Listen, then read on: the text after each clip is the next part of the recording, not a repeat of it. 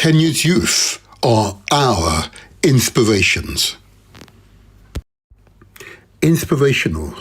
Inspiration. Yes. Inspirational. Yes. Inspiration. Yes. Inspirational. Yes. Inspiration. Yes. Yes. Inspiration. Inspiration. Yes. Inspirational. Inspiration. Inspirational. Inspiration. Yes. Yes. Where is the youngest continent in the world? So surprisingly, Africa is the youngest continent by population. In fact, all the world's youngest countries are located in Africa, with Niger grabbing the first place.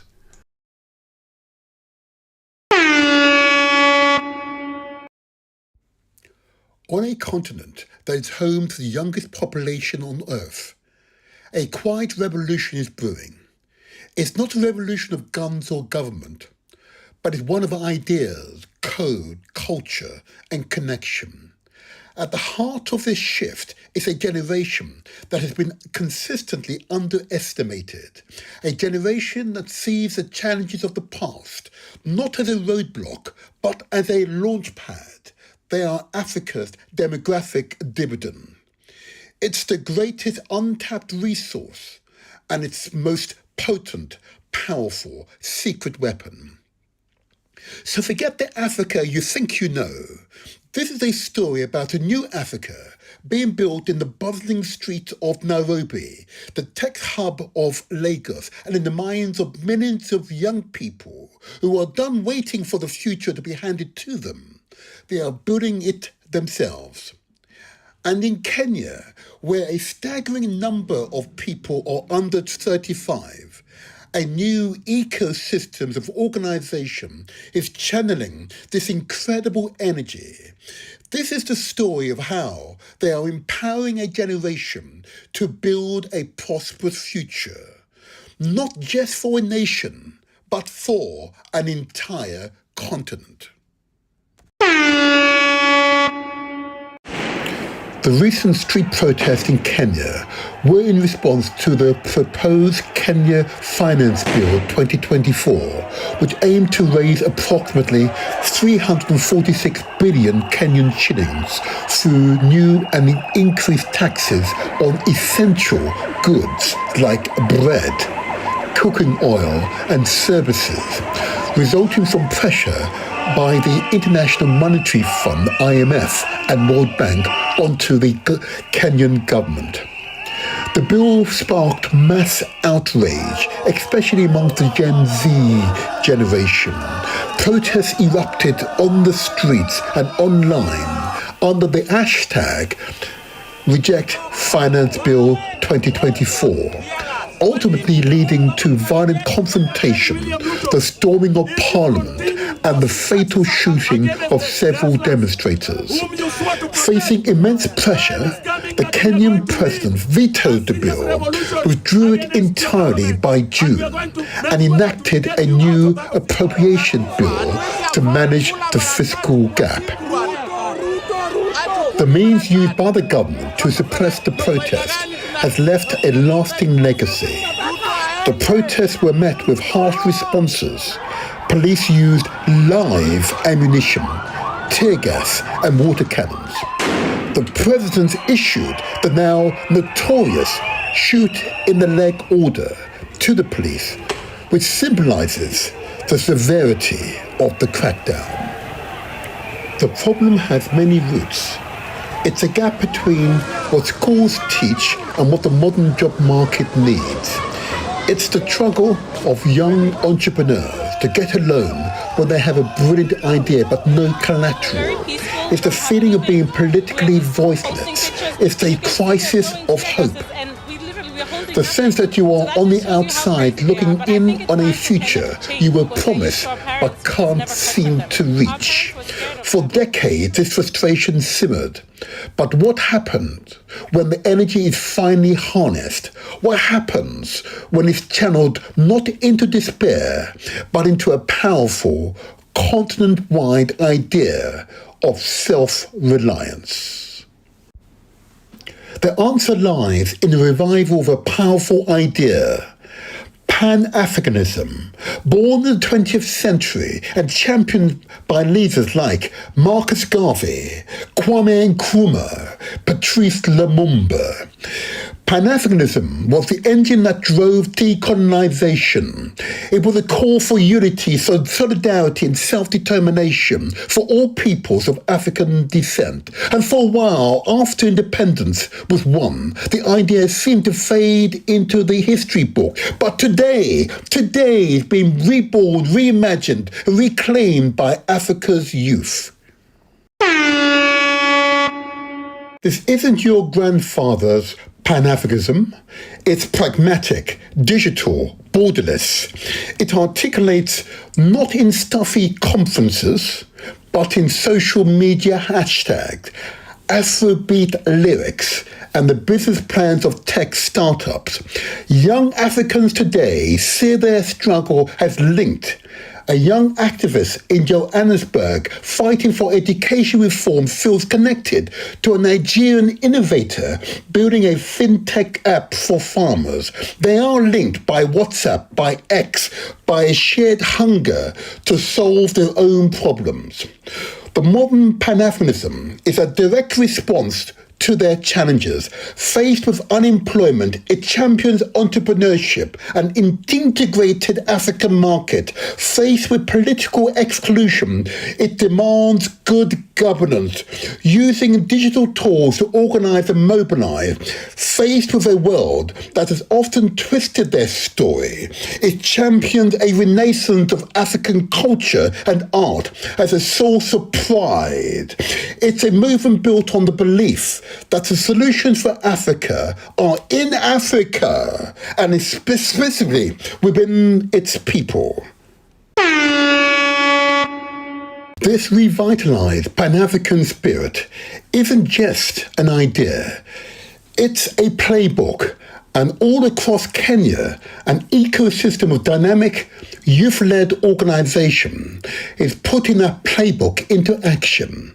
They look at the country's massive youth population not as a problem to be managed, but as a single greatest asset for building a better tomorrow.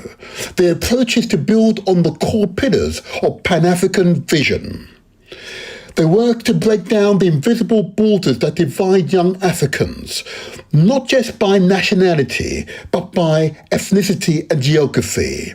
They champion the principle of Africans have the right and ability to shape their own destinies, pushing for everything from decolonizing the education to building their own homegrown tech solutions. And above all, they operate on the principle of solidarity, the commitment to stand together and face common challenges as one.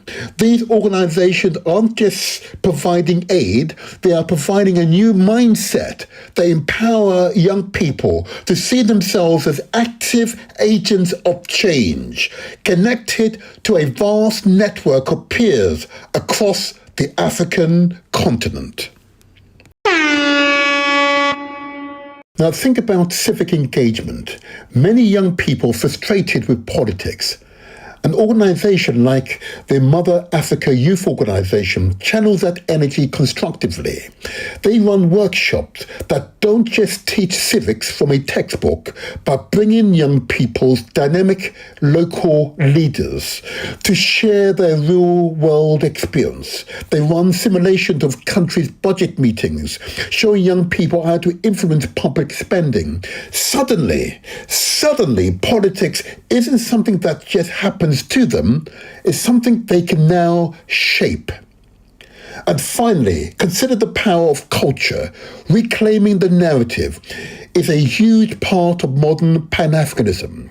You might see a Pan-African art and culture festival bringing together young musicians, poets and filmmakers from different ethnic groups, using digital platforms to connect with creators in Uganda, Ghana and the diaspora. It's a loud and clear statement that their identity is a source of strength and unity, not division. Through work like this, the abstract principles of Pan-Africanism becomes a lived reality. The Motherland African Youth Foundation, to build a united Africa and Caribbean islands, focus on social and economic development. It is essential for both our youth and elders to collaborate effectively and comprehensively. Together, we can achieve genuine self-reliance through robust collective mobilization and constructive dialogue with our communal, tribal, religious, and political leaders. The Motherland African Youth Foundation. Our mission is to engage and empower every member of our society to advocate for the rights of marginalized individuals who are striving to overcome the challenges of today's Africa. Let us stand together to promote, protect, and uplift those in need, ensuring a brighter future for all. If you are still in doubt, listen to the words of President Ibrahim Traoré of Burkina Faso, the land of the upright people. That Burkina is very friendly. We live in Burkina Faso. What they want to make people believe is not Burkina. This is what they draw to get people to flee Burkina, and they depict all of Africa like that.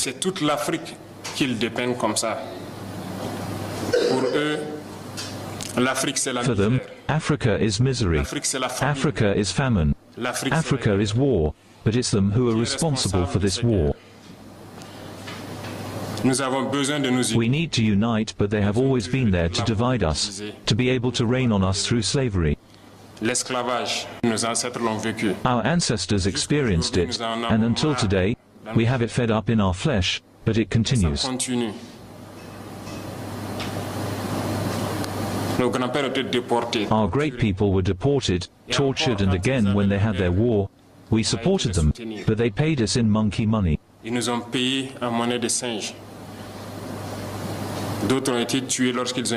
Others were killed when they tried to stake their claim. Several of them died in their village as a result of the war. Never recognized the work of the African. Our mission is first of all to awaken Africa and do better, so that you from the diaspora can make people understand what Africa is. When I see you, united in this association, I feel even more proud because that's all we are asking for today. Our fight is to be able to unite, because united we are strong, divide we are weak.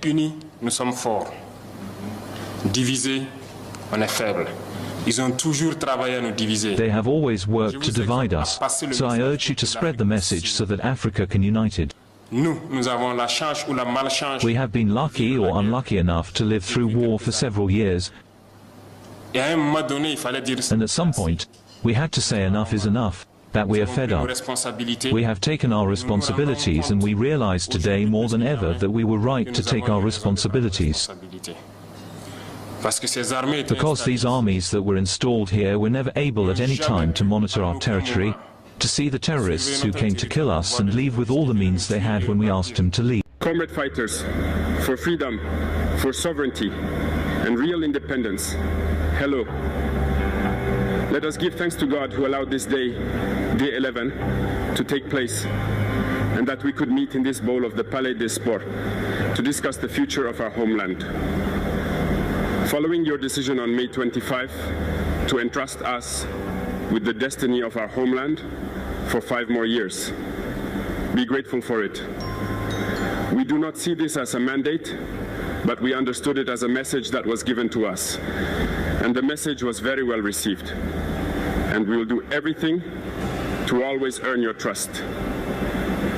Allow me also to pay a vibrant tribute to all these defense forces, these internal security forces, our valiant volunteers for the defense of the homeland, and all these populations who live in these areas. Kenya's youth are our inspirations. Inspirational. Inspiration. Yes. Inspirational. Yes. Inspiration. Yes. Inspirational. Yes. Inspiration. Oh, yes. Our youth are our inspiration. They're our legacy. They're the sum total of our ancestral memories, our experience, and our desire for genuine freedom and independence. No longer should African peoples be humiliated. This is the Motivator Show. This is where we translate our words into action, and where success is ours for the taking. Yes, people, how you feeling? How you feeling? And those of you who were able to watch the intro video, you understand the theme for today's show. We're going to look at an organization, a Pan-Africanist organization, which is dominated by young people around the same age as Captain, indeed, President Ibrahim Traore, but not in Burkina Faso, in other parts of the continent. Intelligent, compassionate, driven, determined, absolutely committed young people, both men and women, upright men and women, determined that the future will be bright for themselves, their families, their communities, the continent of Africa. Oh, praise Jah, yes, Rastafari. And long may that vision and determination remain solid and resolute. The future is bright. The future is bright. And as I continue this journey of research and investigation, and indeed discovery, the affirmation I say at every podcast comes true. The future is bright. Do not watch and listen to the propaganda from the big multinational news media. Okay. You get the information directly from source. And those of you who shared with us and enjoyed with us in our last podcast will give appreciation to Chief Abundance, live from Burkina Faso, able to answer our questions directly, able to give substance to our aspiration for that country, indeed for the countries of the Sahel, the AES, yeah, Mali and Niger, as well as, of course, Burkina Faso, who are coming together as one and are proving the doubters that Pan-Africanism is very much alive and well, both there in the AES and across the continent. And this particular podcast will further reaffirm that case. And Pan-Africanism means unity is strength, regardless of your ethnicity, your communal allegiance, your tribal allegiance, your national allegiance. If you're on the continent of Africa, or indeed the Caribbean, I hope one day, Pan-Africanism will become alive and well, both your heart and mind, and secure your futures. The future is what we make of it. In unity is strength. I say again, in unity is strength. Oh yeah. What a fantastic year this has been. What a fantastic year this has been. Again, I want to give my thumbs up to Chief Abundance, live from Burkina Faso. You most certainly, sir, had a tremendous impact on the people here. A tremendous impact. And if you did not watch our last podcast, I'll put it in the comment section of this particular podcast. So I would recommend you watch it. It is truly an eye-opener. And thank you again, Chief Abundance, for responding to our questions. We will visit Burkina Faso in the last week of January, the 26th of January through to the 9th of February. and we will have a plane full of diasporans visiting Burkina Faso, because that's the place to be. That is the place to be, where there is genuine opportunity, where genuine love, where genuine opportunity, genuine compassion, and understanding that together we are strong. In unity is strength. Yes, yes, the Motivator Show. This is where we translate our words into action, and where success is ours for the taking. They're not idle words, huh? These are not idle words. These are not idle words. Wow, wow. I'm so alive. I feel so vibrant, I have to tell you. With each successive podcast that I do, and I prepare for these podcasts, the strength and the confidence continues to rise. The strength and the confidence is inevitable rising. The future is what we make of it. There'll be many detractors, many attempts to knock us off course, many attempts to undermine, but we will remain resolute for our children's and our children's children's sake. We will exhibit the strengths of the people of the upright land, Burkina Faso, yeah? And indeed the people of Ethiopia. We do not talk about enough, but the peoples of Ethiopia should also be recognized. Praise be, praise be. Long may you all remain strong. Long may you all remain strong. I want to also recognize, and spending only 5 minutes on this, I just want to continue to recognize past contributors to the show, because they have been provided a wealth of information. And I want to just ensure that we never forget them. And if you're unsure who have been the past contributors to the Motivator Show, go to the YouTube channel. You're there, you're watching us via YouTube. Go to our YouTube channel. Okay.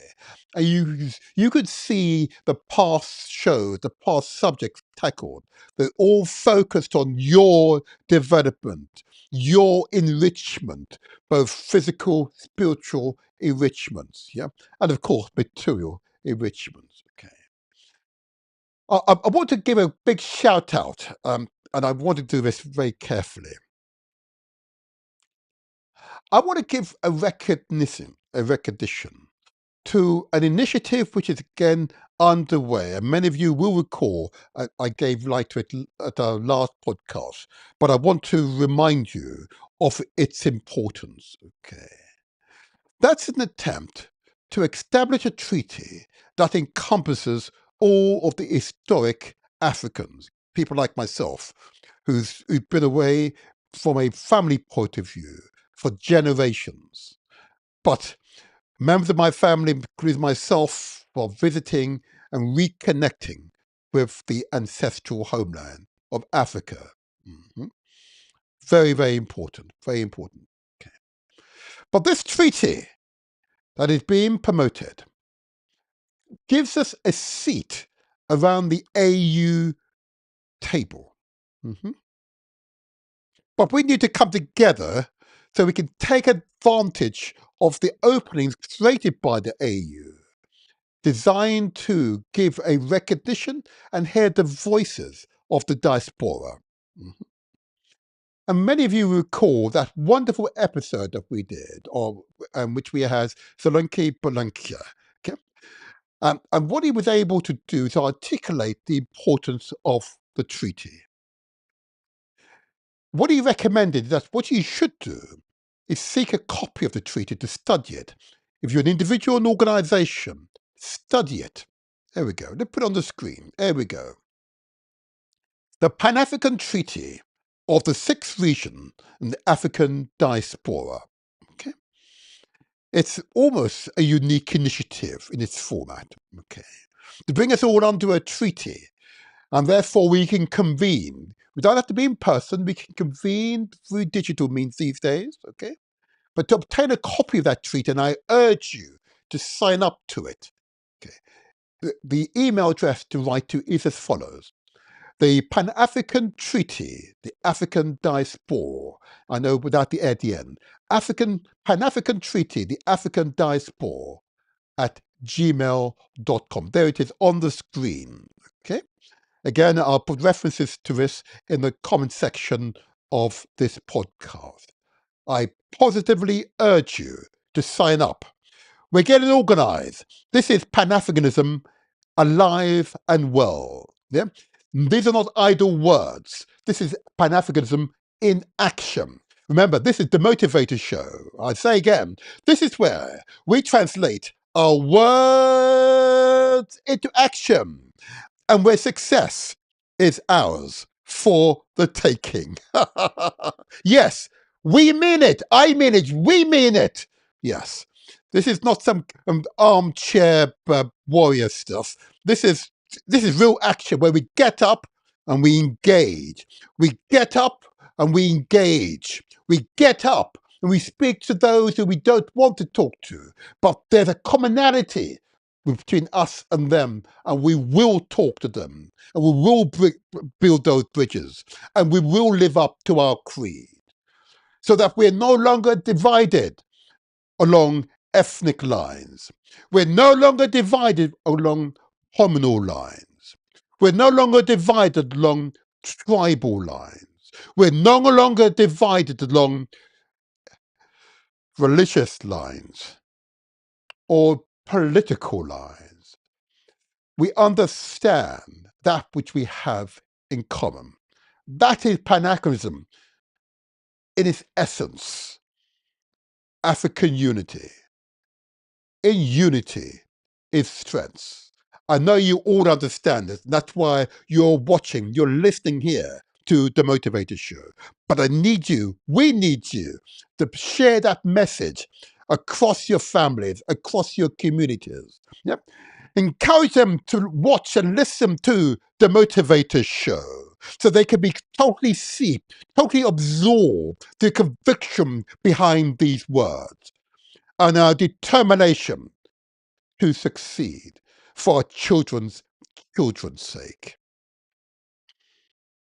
I paused there because I wanted to sink in. It's important. These are actions that will be groundbreaking. You heard Chief Abundance speak with a confidence and a resoluteness. We're getting back here. We want to talk about this digital currency. We want to talk about its efforts to establish a city in Burkina Faso. We want to talk about its efforts to empower the peoples of diaspora. We want to talk about his efforts to live up to his conviction. Yeah, we'll quiz him further. Ask a few awkward questions, difficult questions last time. It's not a problem. He's a very capable man, a capable citizen of the world. But he loves Africa, as we all do here. He loves Africa. Praise Jah, Rastafari. Long may you stay strong. Long may you stay strong, Chief Abundance. And extend our regards always to Captain, indeed, President Ibrahim Traore. But he's leading the way. He's leading the way. He's but an example. But as I'm sure he would say, we are all examples of the progression, of that forward march. Yeah? You can take out one, but you can't take us all out. Therefore, the idea remains solid and resolute and confirmed. Understand? I'm going to give praise and recognize, of course, King Kabbalah of the African Continental Unity Party as an inspired human beings. And we need to get him back here in these offices because we need to better understand his latest book. There is some really interesting passages in that book, which I want to talk to him about here on the Motivator Show. Long may the work of the African Continental Unity Party continues with great strength and vigor.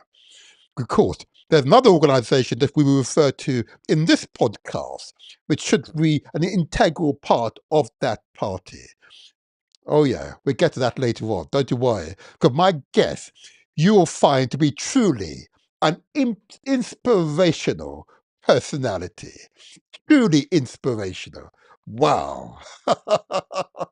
Oh, I'm so lucky to be alive. We're so lucky to be alive right now. Oh, yeah. These are the moments of change. Yeah. These are the moments of genuine change. Watch this space. Watch this space. All righty. All right. I now need to move on to the next section of this podcast, which I know you all will recognize. This next section addresses you, us, we, our health and well-being. Just a few minutes, a reminder message. These messages, particularly those of us of the diaspora, will recognize in virtually every one of our families there are members who suffer from either obesity, fatness, diabetes, or high blood pressure. One of those three conditions. In the Caribbean,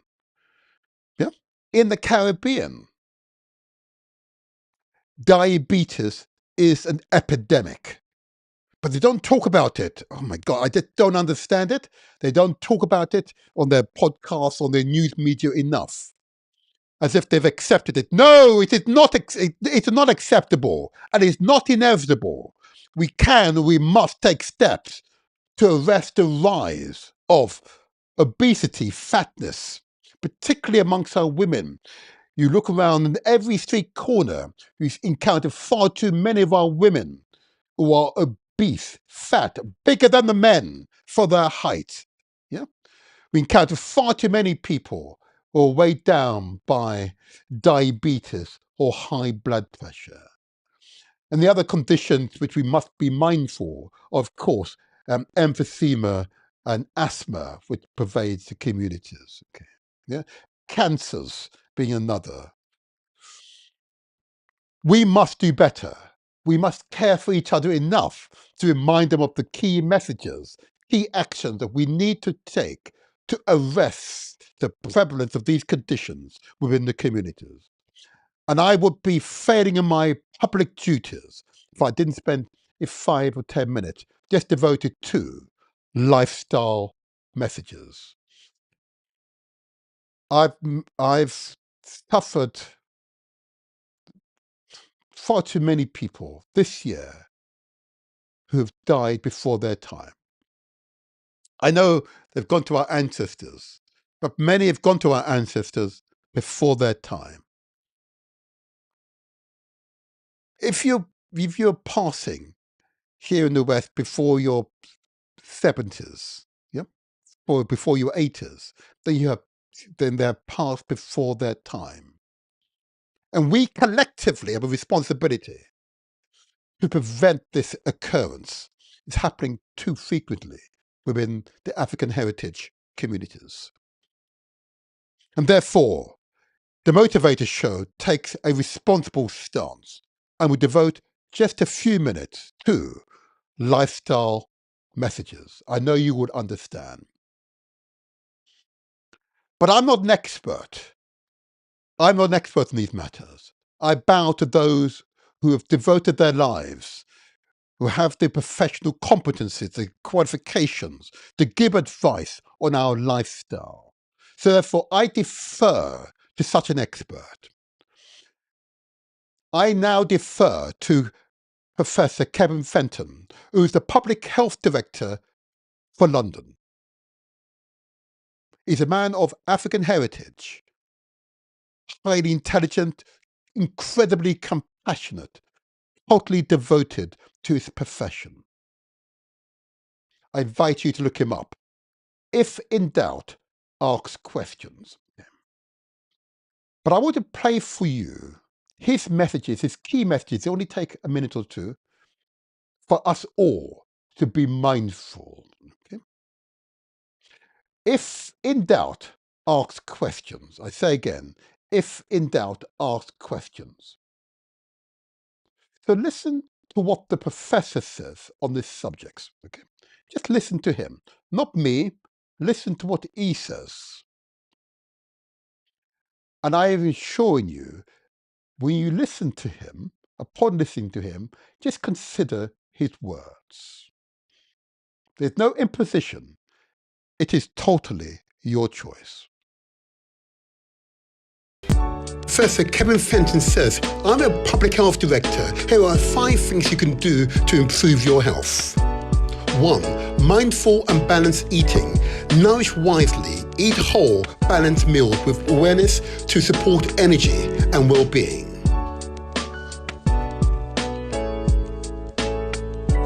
2. Get outside. Be with nature. Time outside reduces stress, improves mood, and strengthens your connection to the world. 3. Stay curious, stay engaged, explore new interests, keep your mind sharp, build social contacts, and boost your happiness. 4. Get active, move it or lose it. Move daily, lift weight, and do cardio, exercise, improve physical, mental, mood, and energy. 5. Prioritize rest and sleep. Disconnect, rest. Quality sleep supports mental clarity, emotional balance, and overall health. There you go. 5 very simple messages. And if you and I, yes, me included, can implement those messages every day, it will transform our lives. The messages were very straightforward messages, but it does require us to have inculcated these ideas, these practices from when we're quite young. So really these messages should be aimed at the young, but most certainly should be studied by the more mature members of the community. But the messages are a distillation of his lifetime's work into just a handful of minutes. Simple messages that, if we implement, would be transformative.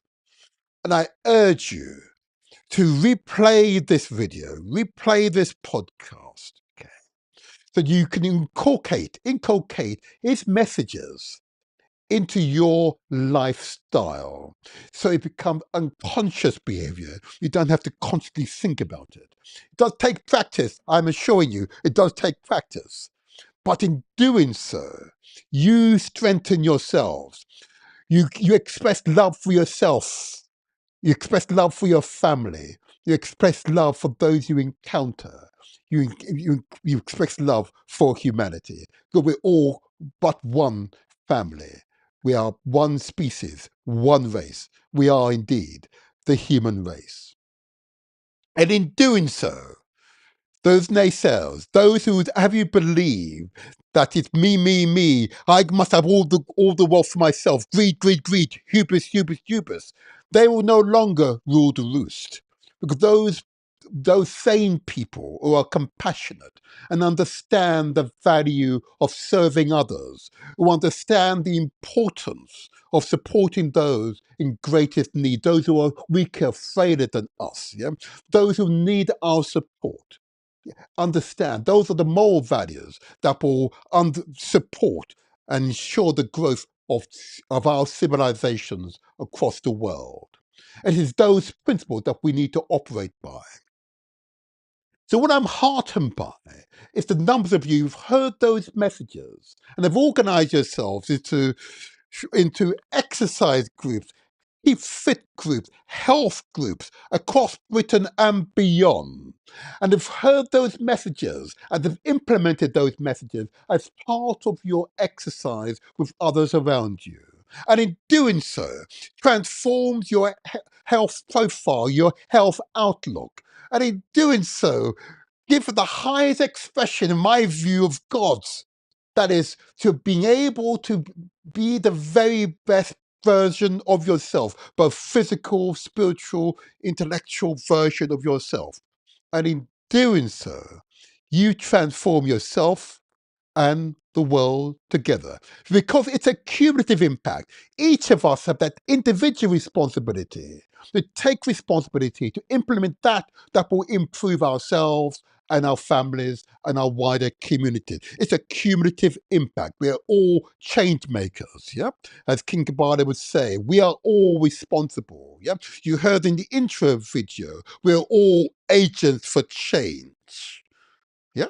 And in doing so, we will transform the world. So I'm heartened by the numbers of you who've heard these messages and have come together in common aim and common purpose. Yeah. Yes, common aim and common purpose. And have said, we will work together, regardless of us being of different religious affiliations, regardless of our ethnic origin. Yeah, regardless of our clan affiliation.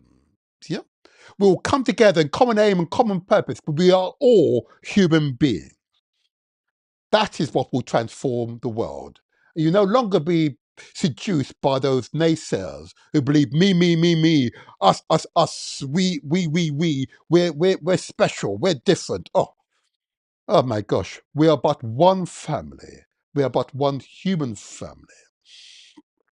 I want you to observe a group of people who've come together in common aim and common purpose, and who've understood the importance of collective activity, and are implementing this and a good demonstration of the very best of humankind. Watch this video. These people who are strangers have come together in common aim and common purpose. They exercise together now. Oh yeah, I want to give them promotion. This is the Motivator Show, because this is where we translate our words into action, and where success is ours for the taking. Oh yeah.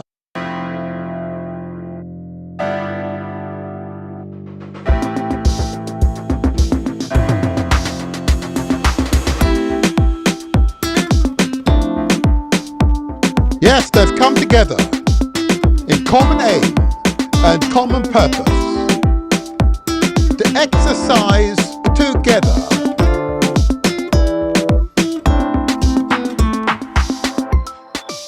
They're big and they're small. I hope you're standing up now. Oh yes, stand up. Just bend your knees. Only for 2 minutes. Come on now, you can do it. Come on now. There you go.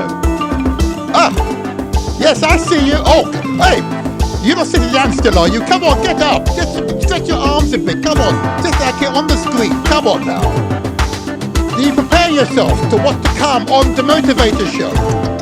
Come on now. That's it. That's it. That's it. You're doing it. Oh yeah, big and they're small. Oh, come on now. Yes.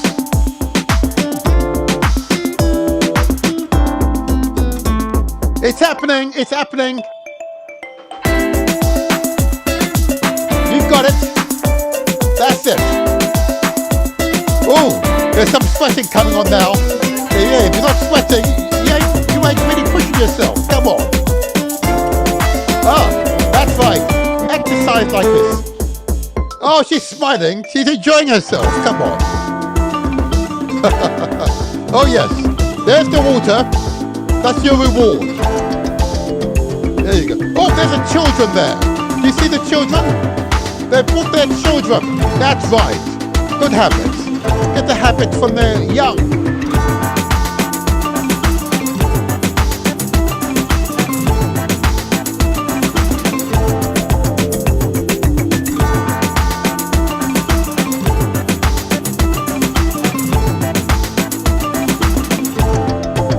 That's right. Come on now, just stand up for a moment, only for a moment. Then you could be justified watching the Motivator Show. Come on, that's it. Stretch your arms up like this on the screen. That's it, come on. You can do it, you can do it. It's only for a minute.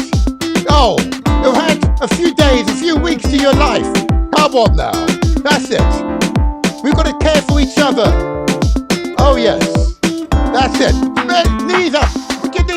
That's it. Come on. You can do it. Join with us. We're saving each other's lives. That's it. We love each other. Come on. Yes, that's the way to do it. Perfect, perfect. You're doing well now. Another minute and that's it. Oh yes. We're making difference. We're making the difference. That's right. Oh, I like your thumbs up. Thank you for the thumbs up. Oh, I hope you're exercising here, though. Oh, yes. There we go. Last 30 seconds now. Last 30 seconds. Oh, you can do it. It's good for you. That's it. Not too vigorous, just nice and steady. You proceed at your pace. It's not a problem. Yes, there you go.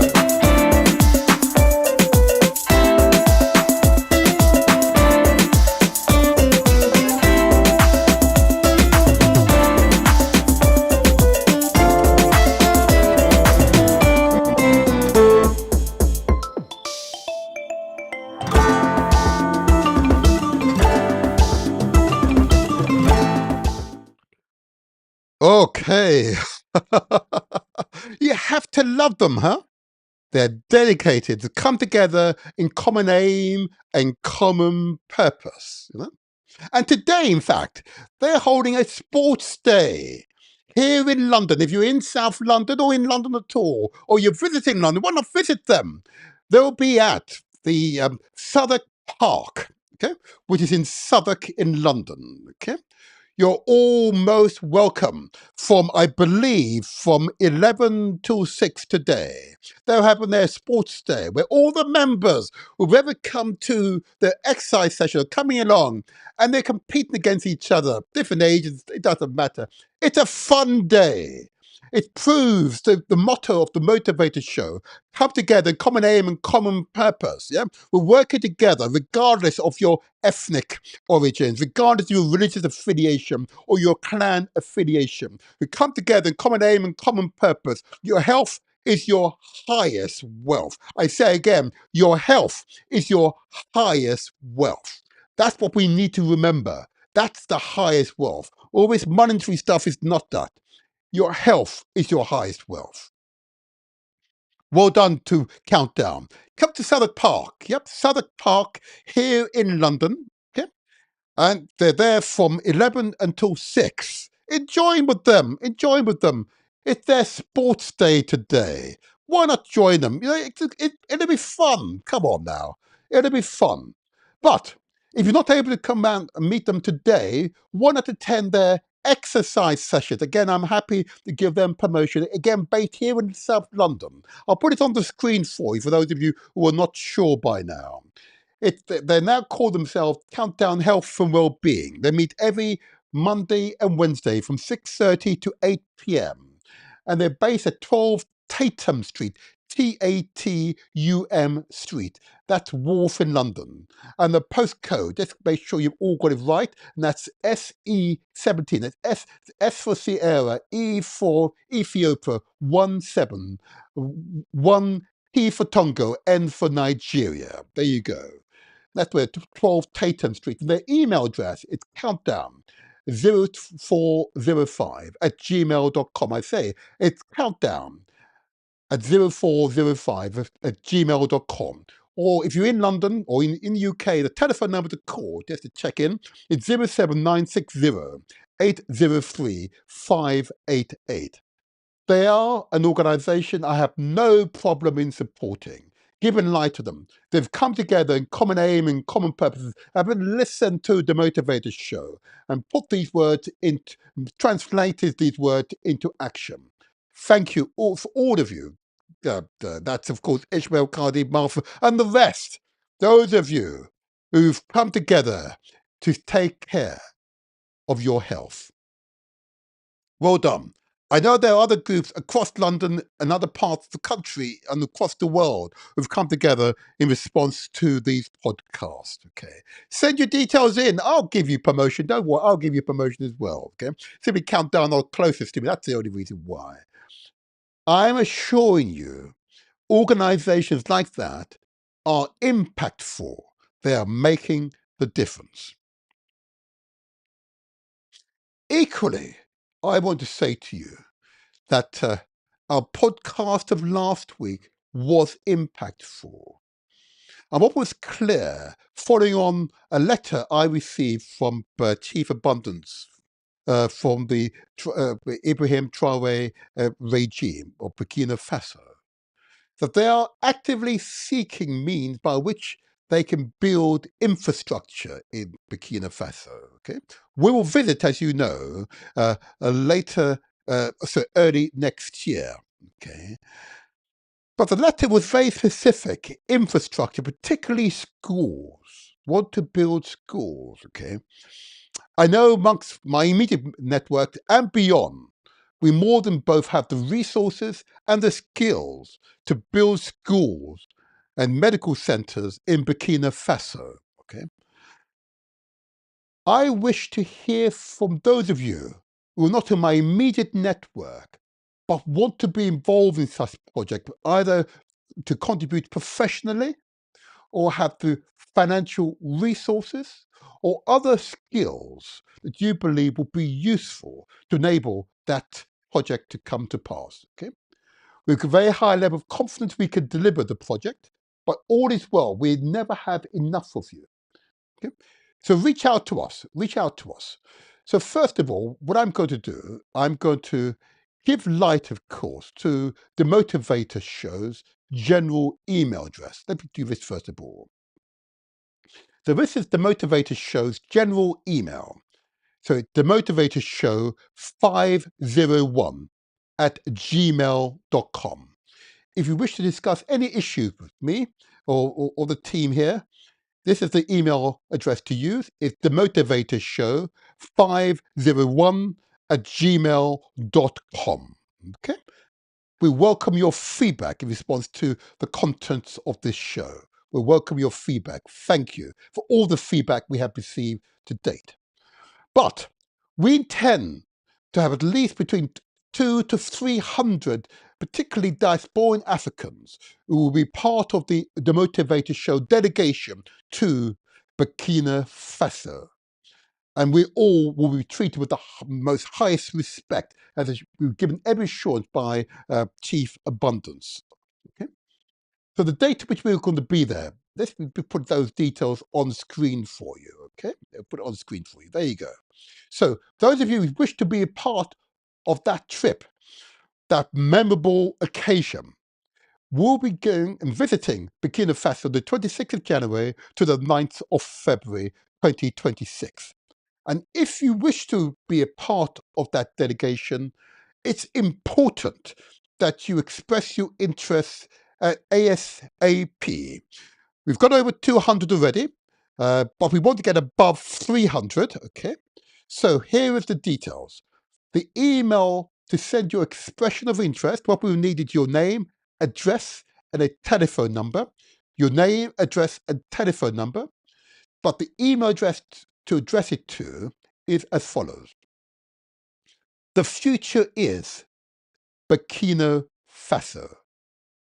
I say again, the email address, the future is Burkina Faso at outlook.com. I repeat again, the future is Burkina Faso at outlook.com. There you go.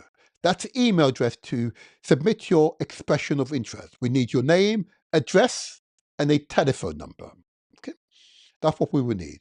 Your name, address, and telephone number. Your full name, your address, of course, and your telephone number. If you wish to be a part of that delegation, we will have a plane full of diasporan visiting next year.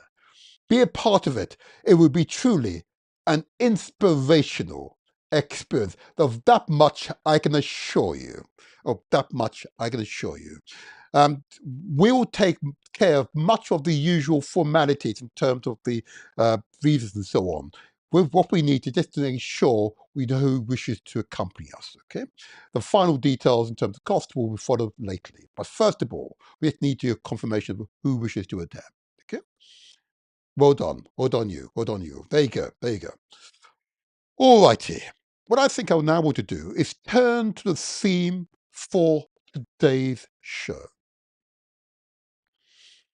Today's show is really a follow-on from our last podcast, of course, because this, as you know, is very much a Pan-African channel, a Pan-African YouTube channel. And we would hope that you will support our channel. I know many of you watch but haven't subscribed. It's free. It's free. It's free to subscribe, okay? I wish to encourage you to do so, okay? If you haven't subscribed, please do so. It helps us to spread the word. It tells the YouTube algorithm that there's great interest in this podcast, information that is being shared, okay? That's what it does. It tells that machine that, hey, let's tell others, nearly a billion or so YouTube subscribers. Yeah, this is worth promoting and encouraging others to watch as well. Help us to do so. You can see it on the screen. Subscribe, or at the very least, give us a thumbs up if you can do that before you leave, or leave a comment.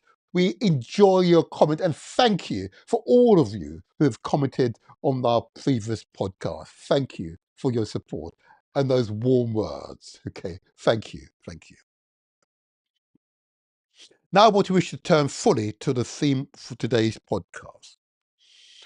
Today's podcast is important because I'm specifically referring now to East Africa, Uganda, Kenya, and those neighboring countries. Okay, the cradle of mankind, indeed. It's important, of course, because that part of Africa, here on the Motivator Show, we haven't really discussed. We've been, of course, to Namibia, of course, which is southwest, but East Africa, not so much. But today, we are resolving that, okay? We've encountered some truly inspired people, particularly young people from that part of the continent, okay, who are part of an organization, a Pan-African organization that seeks to effect change. An organization that has truly impressed myself. And if you've watched the intro video, provided some real insight as to their works. Their work is important because only last year there were some disturbances in Kenya, for example, to which the youth were very much on the front line. I'm not going to criticize the president and the regime of Kenya in this podcast, but I know that they're listening and I know they're learning. I'm going to say again, this is the Pan-Africanist channel, and therefore we seek unity, because in unity is strength. These words are not idle words. We mean it when we say it. In unity is strength. And working with the current regime of Kenya, I believe great works are possible. That's what I believe. Notwithstanding the criticism, which is not often leveled at many of our politicians. Okay, you can't do it at the politicians in Burkina Faso or Mali or Niger. You can't do that, I believe, to the politicians in Namibia or increasingly in Ghana. We want to work with the regime in Kenya. I know there are many detractors, I get that. But I want to speak to this organization. I won't give the name just now. I'll bring my guest in and we'll get on to this. We'll have this dialogue, positive dialogue, African dialogue, Pan-African dialogue, because in unity is strength. There we go. Let's start to bring them in now then. Let's bring them in. Let's see if we get our guest. Let's see if our guest is ready. Oh, my guest camera is not on, I don't believe. Oh, my guest is left. My guest will come back in a moment. There you are. This is live, of course. This is live. Okay.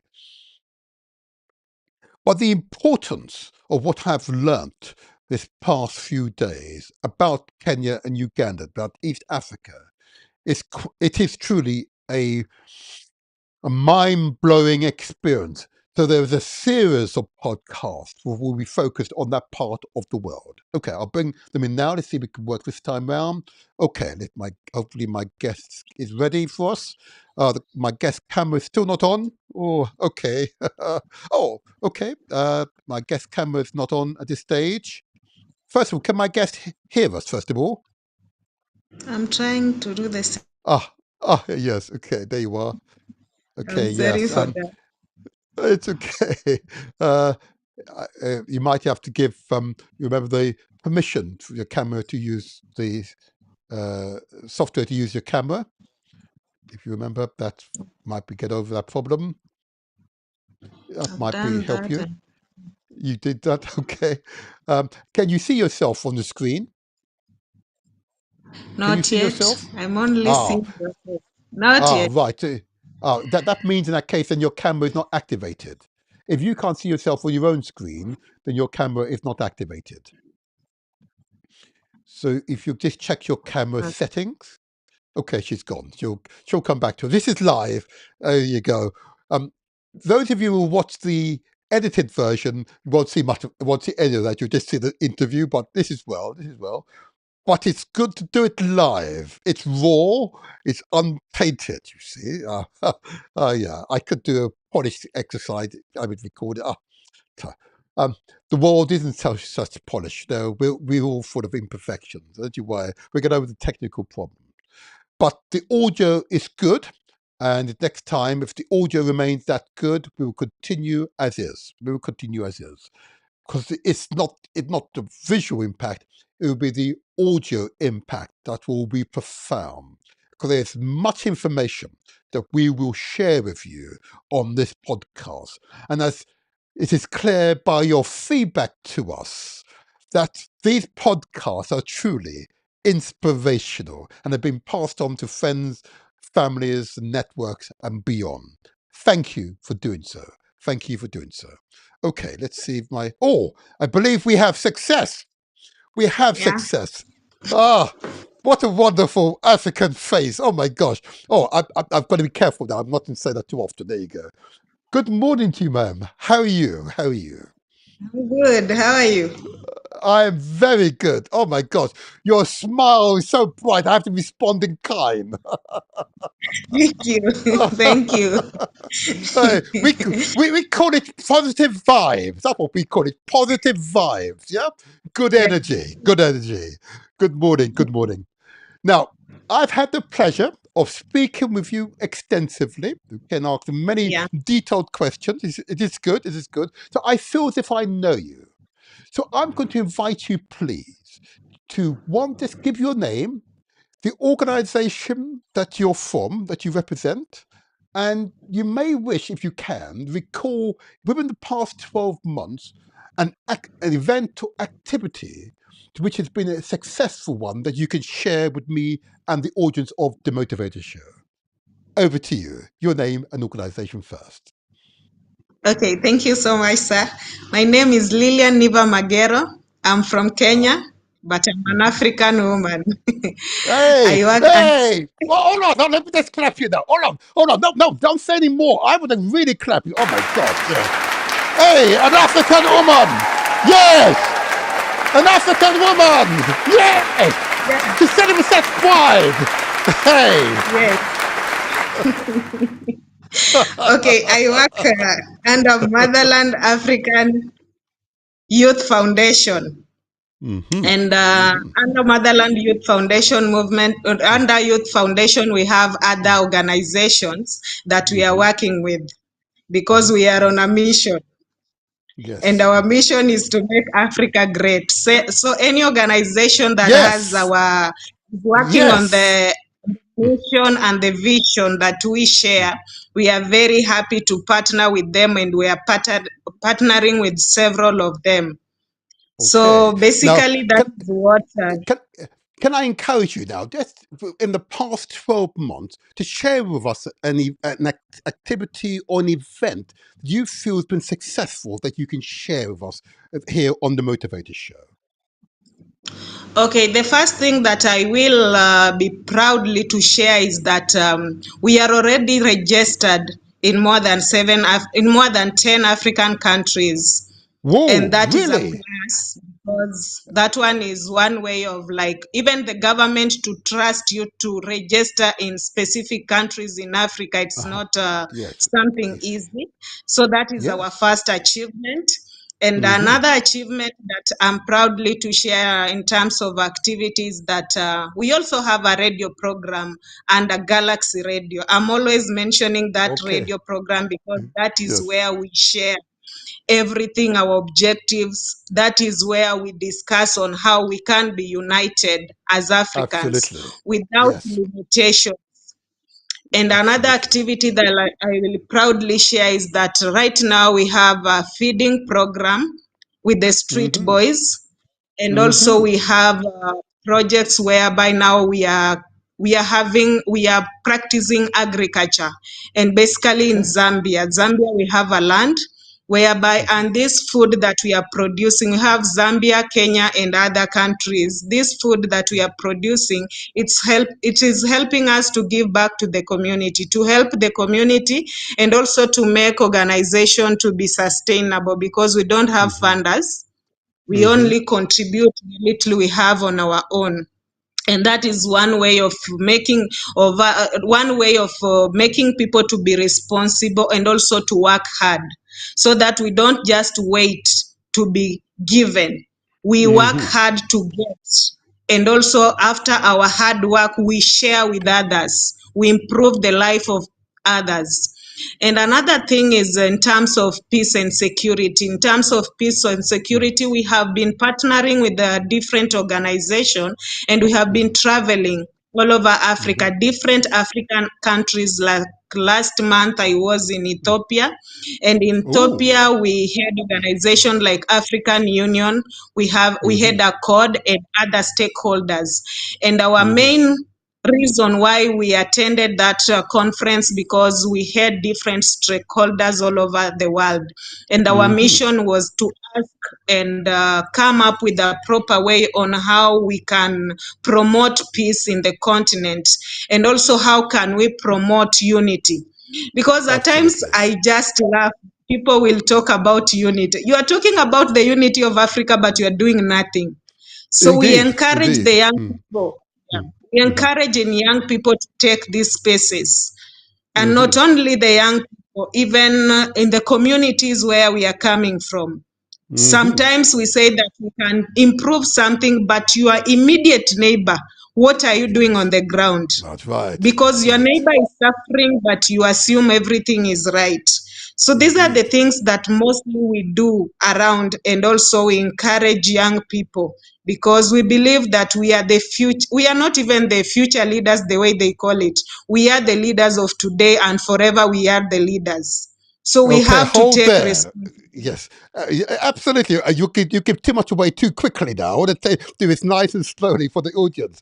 Wow, dynamic audience, huh? Audience, is she dynamic? Oh my gosh, yeah.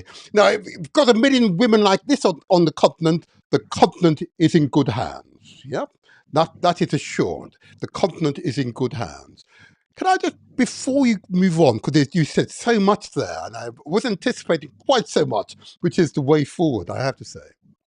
You're now in 10 countries. Okay, now that is truly an achievement. Are you able to list out those countries where the audience could find you and reach out to you? Which countries are you in currently? The first country is my country, that is Kenya. You know, Hey, Kenya youths, we are vibrant. We are not yes, sleeping. The second no, country is Uganda. Then the yes, third country is Zambia. We have Liberia. good, We good, have Ghana. We good. have Zambia. We are also trying to reach out to Burkina Faso, but through this, I know that we are going to get some links and everything. We have Good. South Africa. We Good. have Tanzania, and Hmm. we have also some few people who are now on board from South Sudan. Then Good. not forgetting Good. Congo, because Okay. also Yes. Congo is our DRC. main focus in terms of peace and security.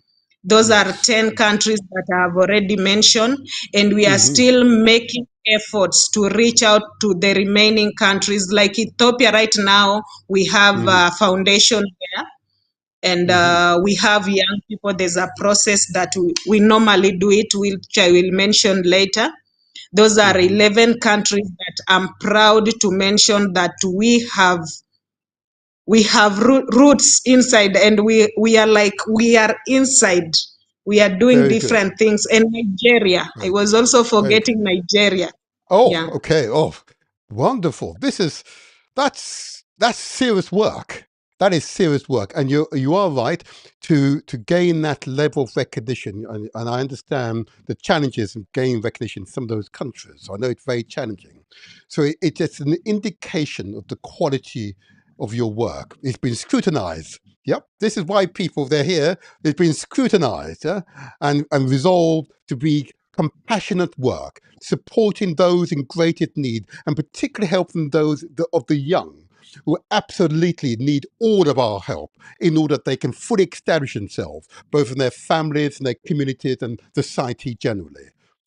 Well done, well done, well done. I just want to say to you directly, well done to you and the leadership and all of members of your organization. Okay.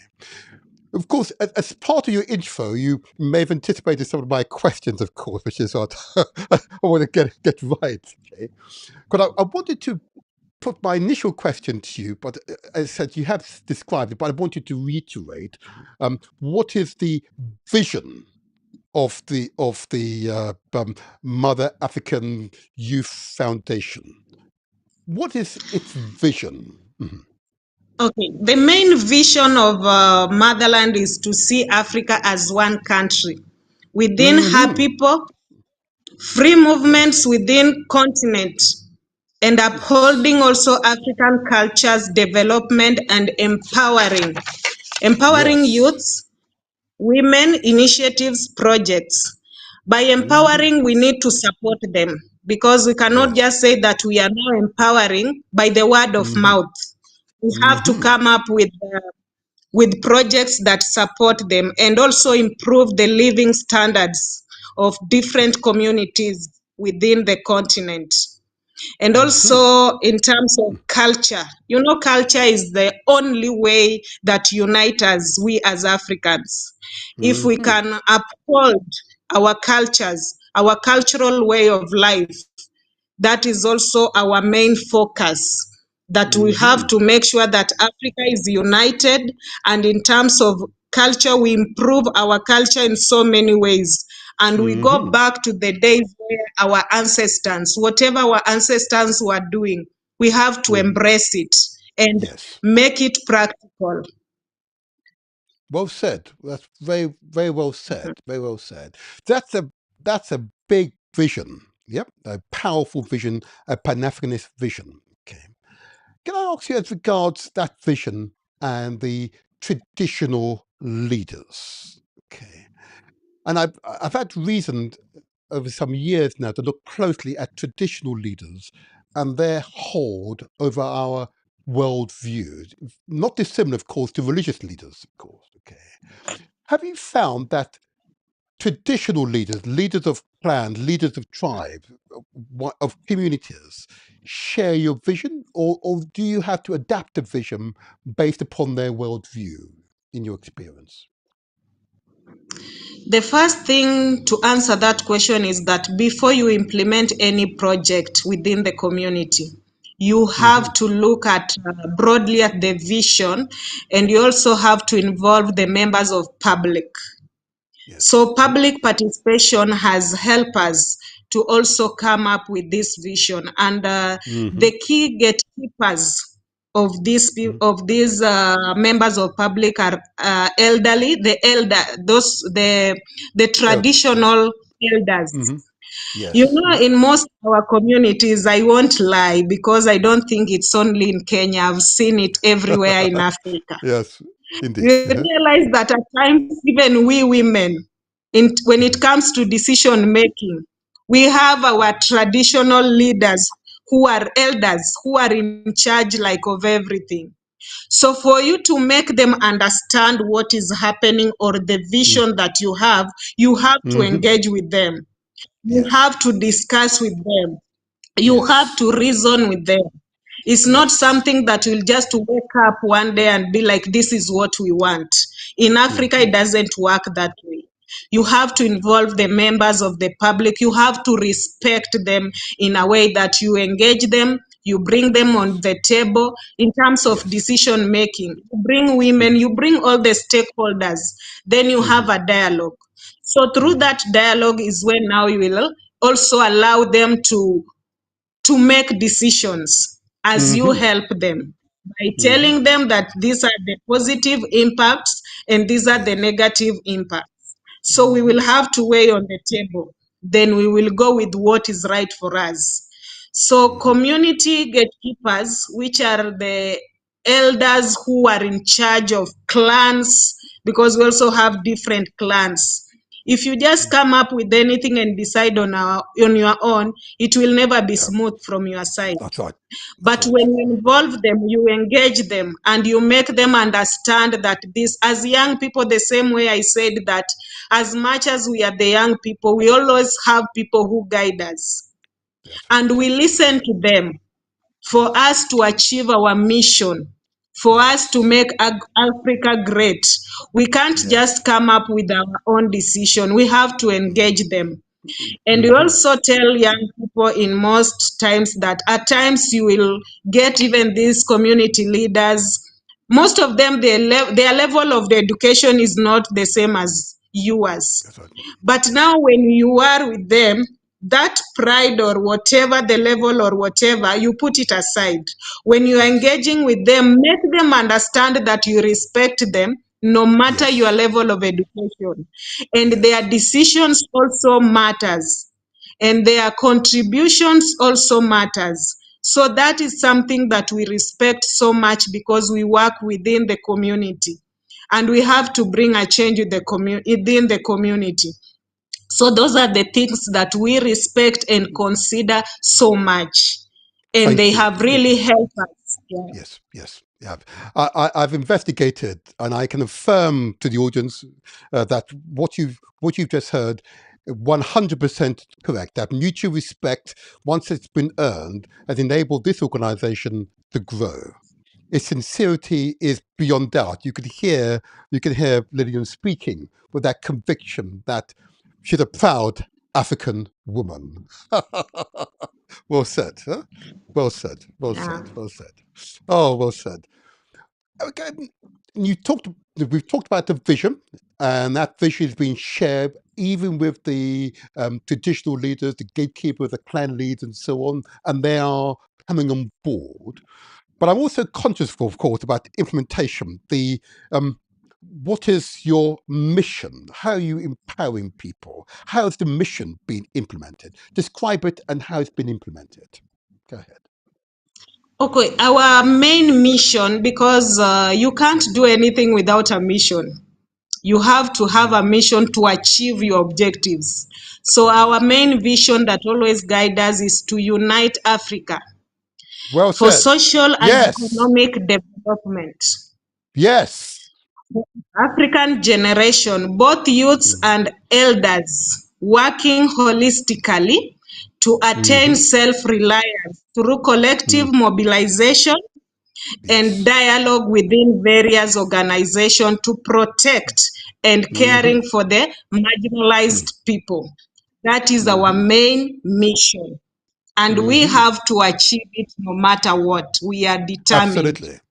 Yes, absolutely right. Absolutely right. And it's interesting how you describe the missions. Okay, and I've had time to think about this one in terms of my follow-up to what you might say. Of course, so you've successfully delineated the different peoples that you've got to interact with in order to implement the vision. This is your mission. This is right. Yeah.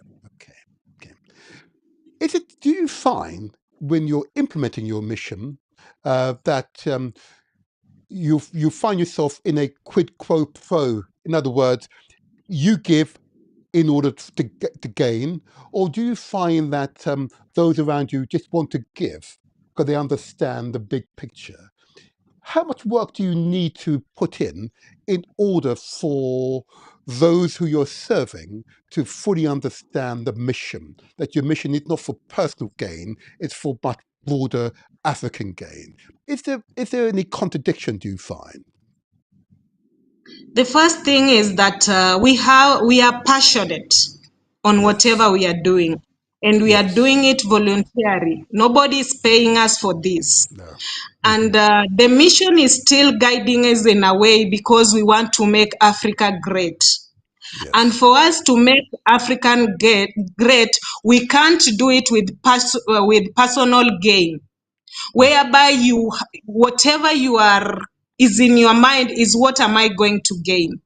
And what I normally tell people, and mostly our team, even before you join us, is that for you to make Africa great, it's a lot of sacrifice. It requires a lot of sacrifice. Because not everyone will be supporting your mission. Some of them will be opposing whatever you are doing. But are you determined, like Ibrahim Traore, to make sure that no matter what, you have to serve your people, you have to protect your motherland? So basically, when we are going outside there, that is the mission. Those are the words that we normally tell people. When you are joining us, don't expect that everything will be smooth. Don't expect that now you'll be driving big cars and whatever. Our mission is to serve our people, to bring a positive change to our people. And I can tell you proudly that we sacrifice a lot in doing this. It's not easy. At times, even our own families, they don't support us because they expect us. How can you be working outside and you are bringing nothing on the table? Because for them, what I'm seeing is not what they are seeing. For them, they know that when their daughter is working, after some few days, because it's normal in Africa, she will be coming here with a big car, she will be building, doing this and this. But for me, my mission is to serve my people. Because I've been raised in a very humble background, I understand what it means that today now, when somebody, any woman is telling me, or anybody, my community members is telling me that yesterday, the whole day, I didn't eat anything. I understand because I've been through that when I was being raised up.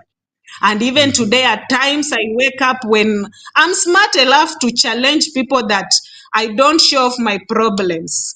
Because when they see me, when I'm not dressed well, I'm not presenting myself well, they realize that now, if we follow this woman, look at the way she cannot even do this to herself.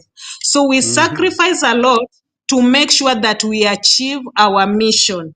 And our mission, as I repeat, is to make African great. And we can't make African great when you expect everything to be done with other people.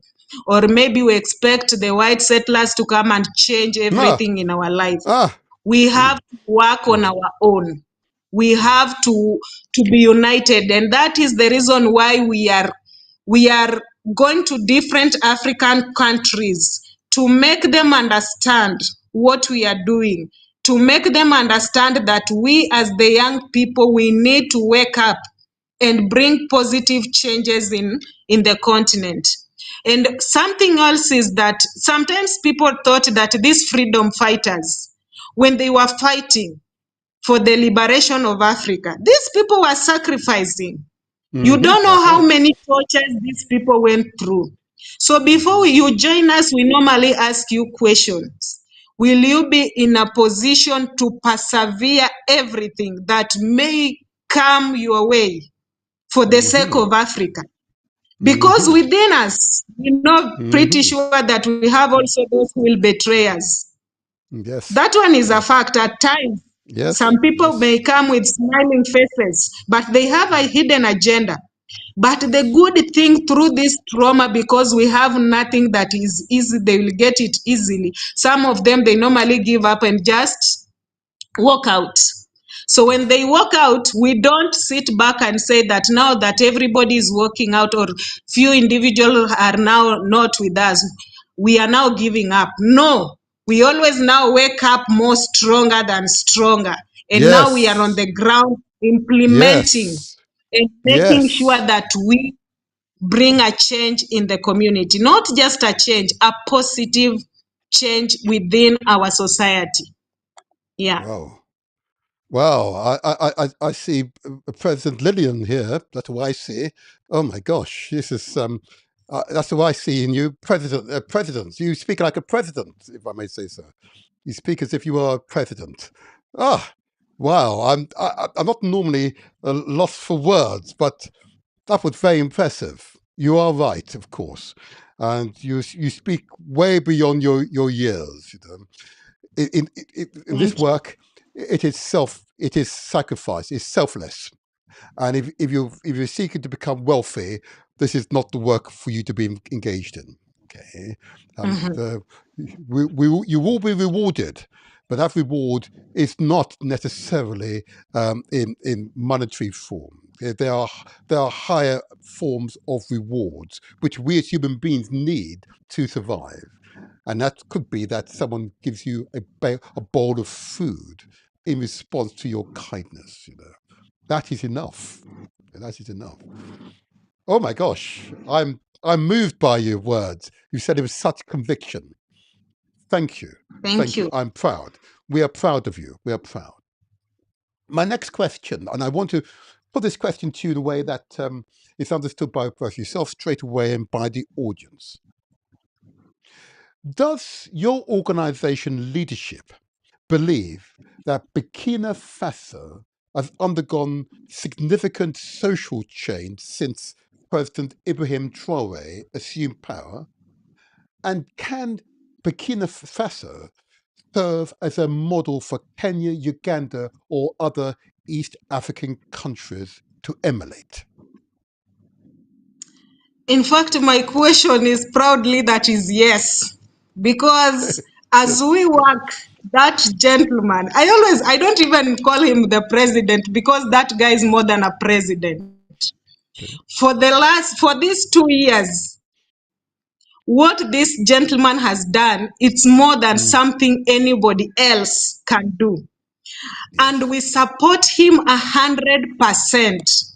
He absolutely. is our role model. And Yes. everybody from Burkina Faso, we see him as our light. Not Yes. only somebody the way we think, but our light. And Yes. a lot has happened in Burkina Faso, and we are very proud.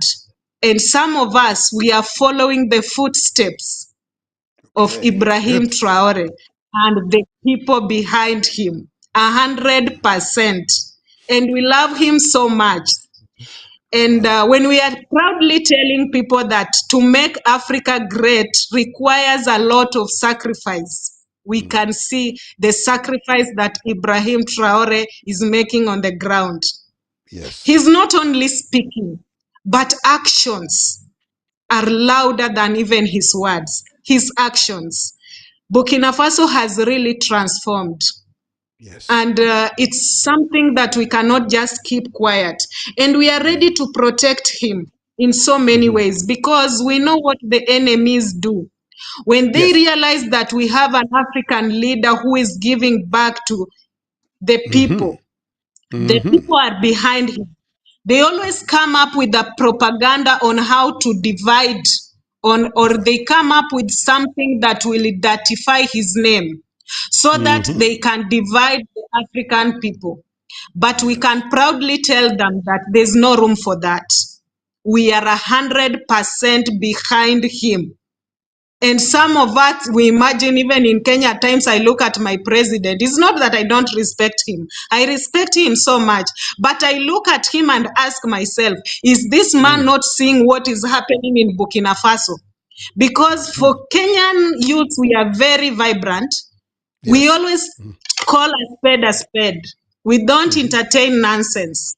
And at times we wish we could have a leader like Ibrahim Traore. I don't know how Kenya could be today. And I don't know how Africa could be today.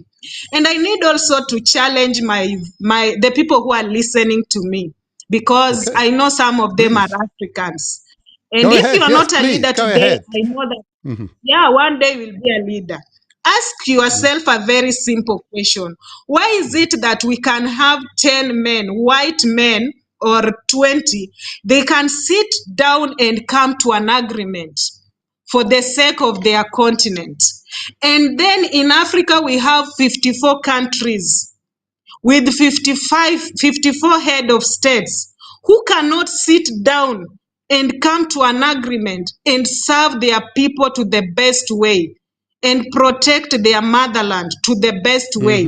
And instead, when we see one of them working hard, giving back to their people, protecting their motherland, they always fight against him. What is the problem with Africa? I don't say all of us, but I know that we have some African people who are really working hard day and night. And Ibrahim Traore is always my example. And I'll never shy away no matter the gunpoint. I always speak because I know what I'm saying. We have to face the truth.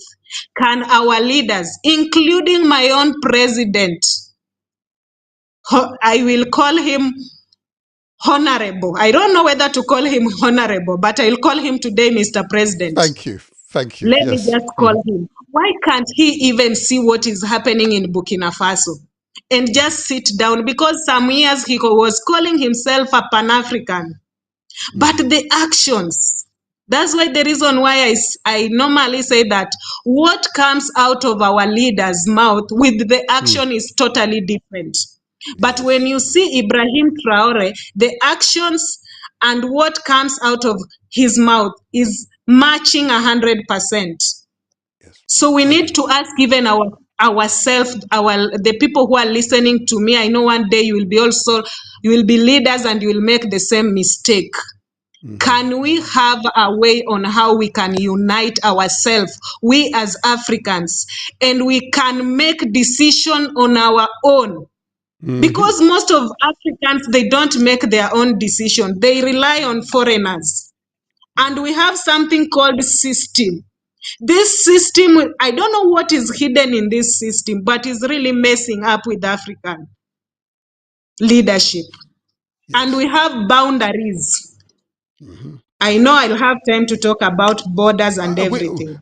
We are going to, and I wanted you to speak because you're speaking from the heart. You know, you're speaking from the heart. And I know, I can see the messages coming up on my phone. You're resonating. You're causing others to think. You know, you're causing others to think.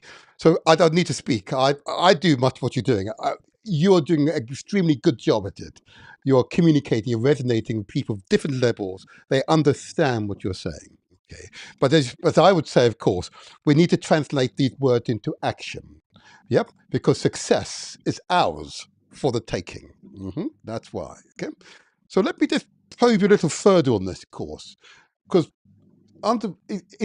embedded in your words, of course, is that mild frustration in respect to progress. And let's focus on Kenya. Last year, the young people rose up, objecting to the Finance Act 2024, of course, okay, and of course to the death of a social media blogger. Can you imagine killing someone just because he may have said something critical of the leadership in Kenya? That you could lose your life for that? Clearly, young people rose up, and I've included some of that event as part of the intro video. You may not have seen it, but it's part of the intro video I'll play after this interview. I did that deliberately. But of course, if I may say so, you are a young woman, okay? And I'm somewhat older, much older now. Oh my dear. You are a young woman, and therefore you reflect the spirit of the people, of young people in the country. Okay. Give us a sense of their feelings now. You started to talk about the government and the frustration with the government. Give us a hint of the aspirations of young people in Kenya. Give us a hint of their aspirations. What do they aspire to achieve in their lifetime? Give us a hint, please. Go ahead. What we inspire to achieve in the lifetime is that each and every time, because we pay taxes, yes? Yes. Those taxes are not for our politicians, for them to pocket them and go back at home, No. being great and doing their own things. For we are the voice to the voiceless. We have to speak on behalf of people who cannot voice out. Indeed. That is something that we have strengthened, and we have WhatsApp groups. As I speak, I'm in different WhatsApp group of the young people, even the Gen Zs. So we normally give government time at times. They come with promises. We listen to their promises. Then we give timeline. We will be following whatever they had promised, that they will do this and this. Once they don't deliver, now we wake up and we ask them questions. We write petitions, we do petitions, memorandum and everything. If we don't see any change, that is the reason why you see us on the street. It's not just something that we wake up and do it, because we demand for our rights. So this is something that it's not only happening today and that is the end. This is something we are planning, that it will be like a system. When the government does not deliver, we take action. We question them. We hold them accountable. Because if we don't do that, then it means that we are the boss.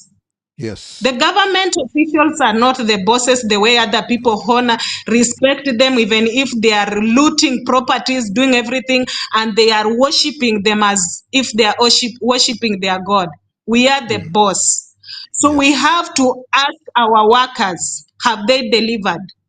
And when the money, we can't trace this money where it's going. They need to tell us. For example, this is what when it comes to finance bill, there's always a good plan for it. We give them time. If we are not seeing results, you will see us on the street. When they see us on the street, they call us doomed generation. They call us young people who don't respect, because we don't worship them, because we don't fear.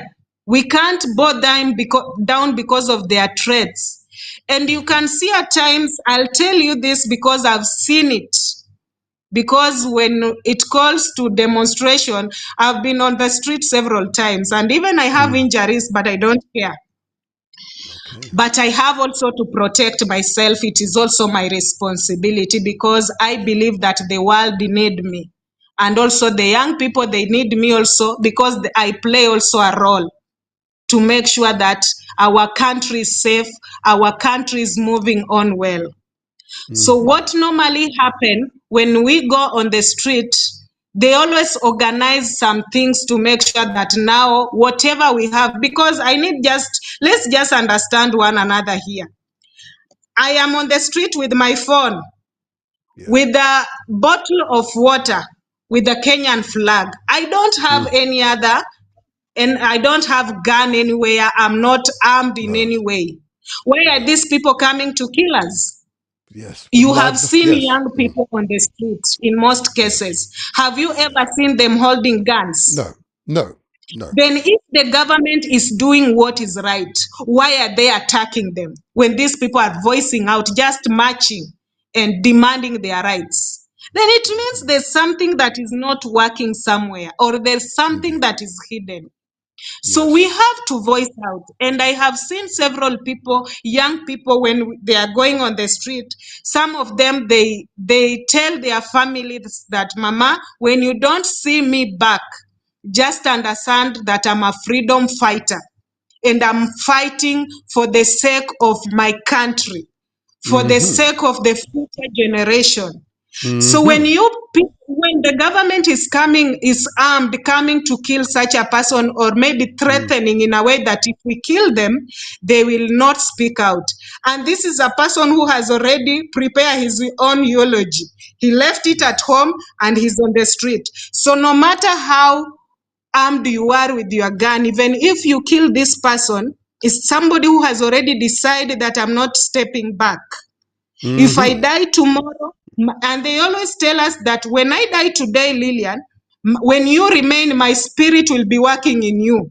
So they will not be silencing me alone. My spirit will be working.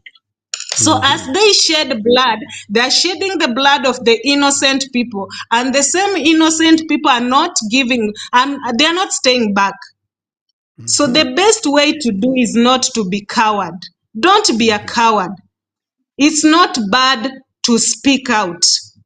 Yes, our lives are in danger. Even as I speak, I know our lives are in danger. We have been warned several times. At times you go back at home and your parents tell you, my daughter, just keep quiet. Whatever is happening is none of your concern. You will die. And I'm like, if it's not my concern, what about the future generation? Who will protect this nation? That's right. Yeah. We respect you. We respect you. We respect you. We respect We you. respect We you. respect you. We respect you. Wow. Gosh. Wow. It is Gosh. so good to be It is so good to in the be presence of a real in human the presence being, of a a real human compassionate. being, a compassionate. I'm receiving some feedback I'm online. receiving some feedback on the line. I think maybe I think on your maybe computer, is there on a your computer, is secondary there device? a secondary device? No, I'm using my phone, so most of the things Okay. I'm not seeing them. Okay. One second. One second. One Let's see what's second. going on here. One second. Let's see what's I'm going on here. receiving I'm feedback. receiving feedback. One second. Let's see. 1 second. Let's see. Is there another Is tab there another open? tab open? Tab open? Tab open? No. Okay. No. All right. We'll keep going for the moment and let's see what happens. All right. Look, we'll keep going for the moment and let's see Yeah. what happens. Yeah. I suspect there's a Yeah. Yeah. on your computer there may be another tab open with the your YouTube computer channel. may be another tab open with the YouTube channel. Okay. Well, you do it. I'll ask my next question. I'll check Well, my end. you do it. I'll ask my next question. My I'll check next my end. question, Sure. of course, and it's a more My direct next question to you. of course, and it's a You more direct describe question to you. yourself as a You describe Pan-African yourself as organization. a Now, one of the Pan-African benchmarks of organisation. all Now, one of the Pan-African benchmark organization of all is the Pan-African ability to organisation form alliances is with the similar ability to organizations, form alliances with similar therefore organisations. overcoming communal, Therefore, tribal, and social and overcoming religious barriers. communal, tribal, social, and religious barriers. How many organizations has How your many organization formed organisations does an your alliance organisation with, form and the an alliance backgrounds of with, those and the organizations? backgrounds of those organisations? Okay, we have several organizations that we are working with and also in partnership. Like some we have already signed a memorandum, but some we have not signed, but we are working with them because they have the same vision and mission that we have. We have African Youth Network. We have African Positive Unity. And I can say this is the most active organization in terms of promoting unity also. And we are doing a lot on the ground for the sake of the unity of African people. We have also Lumumba Foundation. Patrick Lumumba, I know some of you may have come across Mr. Patrick Lumumba. He's also my mentor. He's also a Kenyan professor. And at times when you see me speaking without fear, I know people like Lumumba have been doing this. And because of that courage, because of the passion and the spirit of uniting Africa is in them, that is the reason why I'm very strong. And I'm not like sitting back.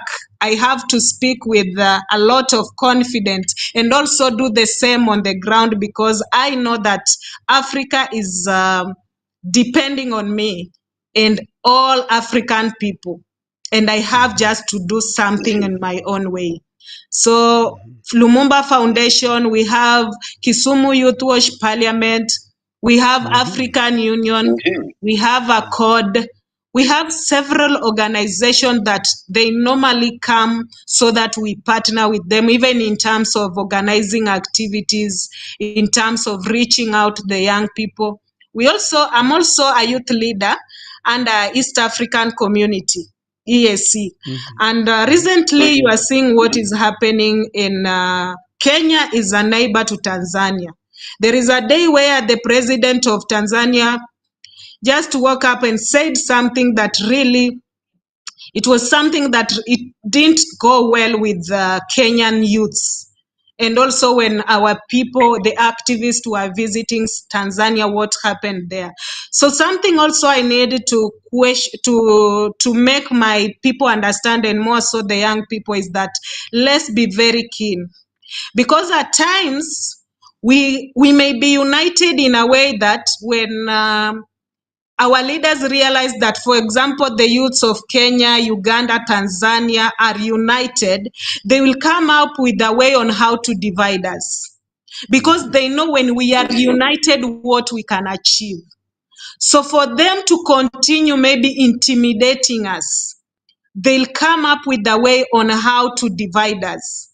So they did something that made Uganda, Tanzania, and Kenya, the youths, to start like throwing words to one another, and also breaking that good relationship amongst ourselves. Let me just tell everyone that this is just a trick to make sure that the young people all over the continent are not united. So let's be very keen. That's right. They always, for them, they are leaders. They sit on high tables. When they meet, they shake hands. And after shaking hands, they make decision the way they think. But we as the young people, when you see something that Kenyans are doing, and you feel that also we need to do it better, let's have a dialogue whereby the young people from Kenya, also the young people from South Sudan, the young people from South Africa, we can sit together and come up with proper mitigations on how to save our continent. It's not only about one country. And this is the reason why we are partnering with different organizations, because we understand that different organizations, most of them are working with the young people. They are supporting women, they are supporting young people, and that is the only platform that we can meet. As we meet, because we are coming from different countries, that is how we can plan on how to save Africa. We are not planning war, because some of them, when they see us, they feel they see us as a threat. But we are only coming together to reason. We share what is happening within the continent, that is our motherland, and also outside. We are not leaving behind our people from diaspora, our African people from diaspora. In fact, you people should play a very key role on this. Because for you, you have stayed with these foreigners, you understand them better than we do. So you are the people to guide us also. We need your support 100%. And let the young people also be in front line. And when the young people are in front line, we need people who are guiding us, because we cannot make decision on our own. At times when things are now not right, you are the people to tell us, no, the direction you are taking is not good. And we have to listen. We are not big-headed the way they call us. We do listen. Even right now, when you are seeing Kenya is calm, just remember that there are people who have been talking to us. They have been telling us, don't do this. This is not the right way to approach this matter. Try this. Or give time and see if this will be implemented. So those are the people we need on board to support us. That is the reason why we are working with different stakeholders, different people. You may not be coming from a certain organization, but you have the spirit of promoting unity in Africa, uniting Africa. You are most welcomed. It doesn't matter where you are coming from, the position you are holding, or you may be even a white person, but you have the agenda of Africa. We don't despise anybody, but we normally give people time. And we are also very keen. As you join us, we are learning your ways. And after some times, we'll know your vision or your mission for you joining us. So we are not despising people in any way, or I'm not making somebody to be like, now I can't join those people because of this and this. The table is very open, but there are procedures. But we are also very keen. Thank you. Yeah. Thank you. No, that's well. Thank This you. is No, well that's said. well. This is well I said. could listen to you all I could day. listen to I you could all listen to you all day. day. I could listen I've to you got all not a day. problem. I've got not a problem. That was a very That was a powerful very presentation. powerful We are but presentation. one We are but one human race. human race. Right, yeah? And therefore you could Yeah. have an And interest in therefore you other could have peoples, interest in other other people's, ethnicities. other ethnicities. I get it. Well said. I get Well, it. Well said. Well, and you're a young woman, huh? and you're a young woman, huh? Well. Yeah, I'm below 35 years. I am Hey, a young you're a young woman. woman. You're a young Yeah, you are woman. definitely young. Yeah, you are You're definitely young. the same You're age the as same age as President Ibrahim President Traore. Ibrahim Traore. Interesting. Interesting. All right. Okay. Let me. All right. Okay. Gosh, Let me. I can listen to you all day, but let me move on. Let me move on now. Let me move Thank on you for now. that response. Thank you for that response. Comprehensive and understood. And understood. And it's quite obvious that And it's quite obvious you're living that up to the you're living Pan-African up to the Creed. Pan-African You're Creed. forming You're alliances and forming use alliances and use those alliances those in order to alliances deliver in order on to your deliver on vision your and mission. vision and mission. Well done. Well done. A question though. A question, though. You've hinted at this you've in your hinted at earlier this in your responses. earlier responses.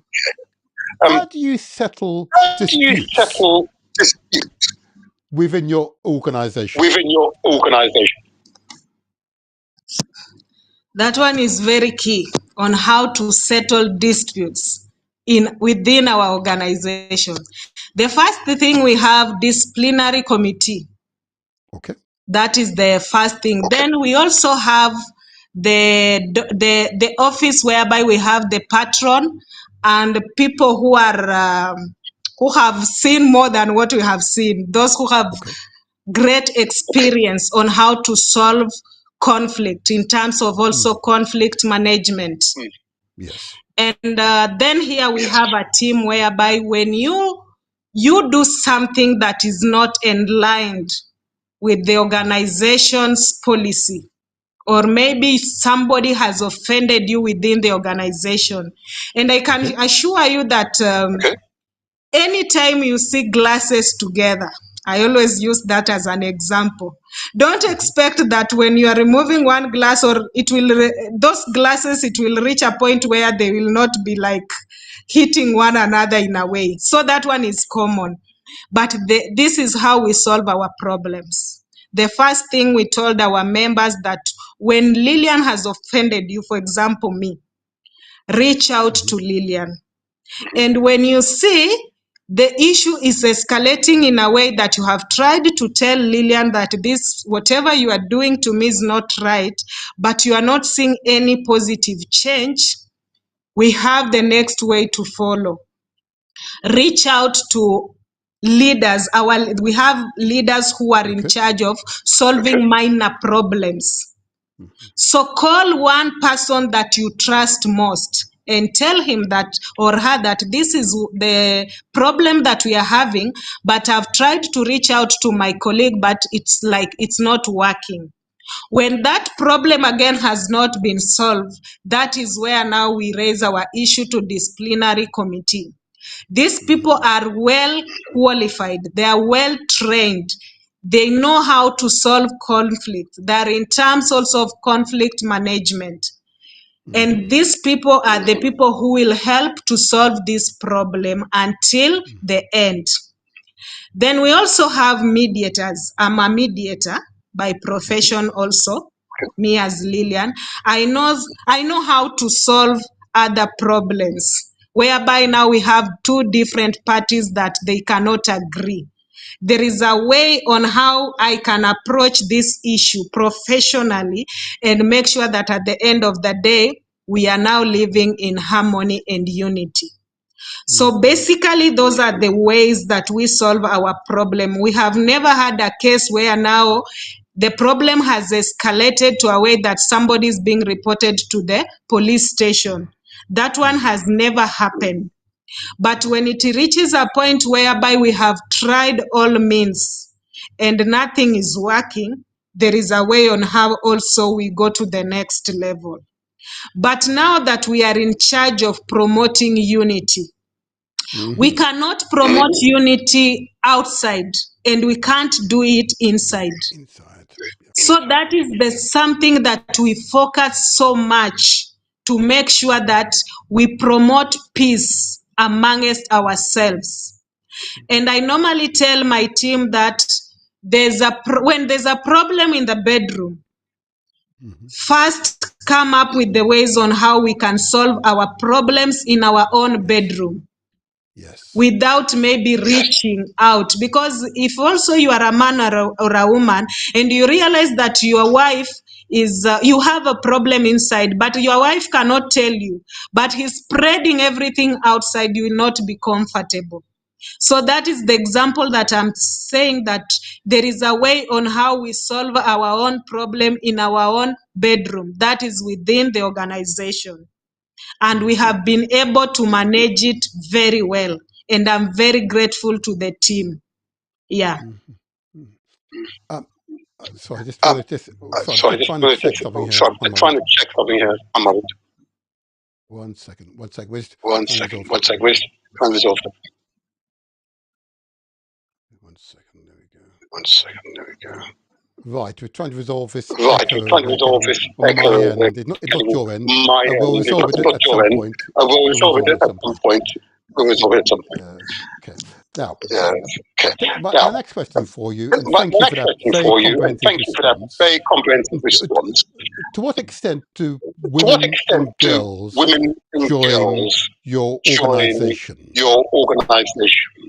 You're a woman, of course, but I've noticed is there a balance between men and women and different ages, or is it predominantly men or predominantly women?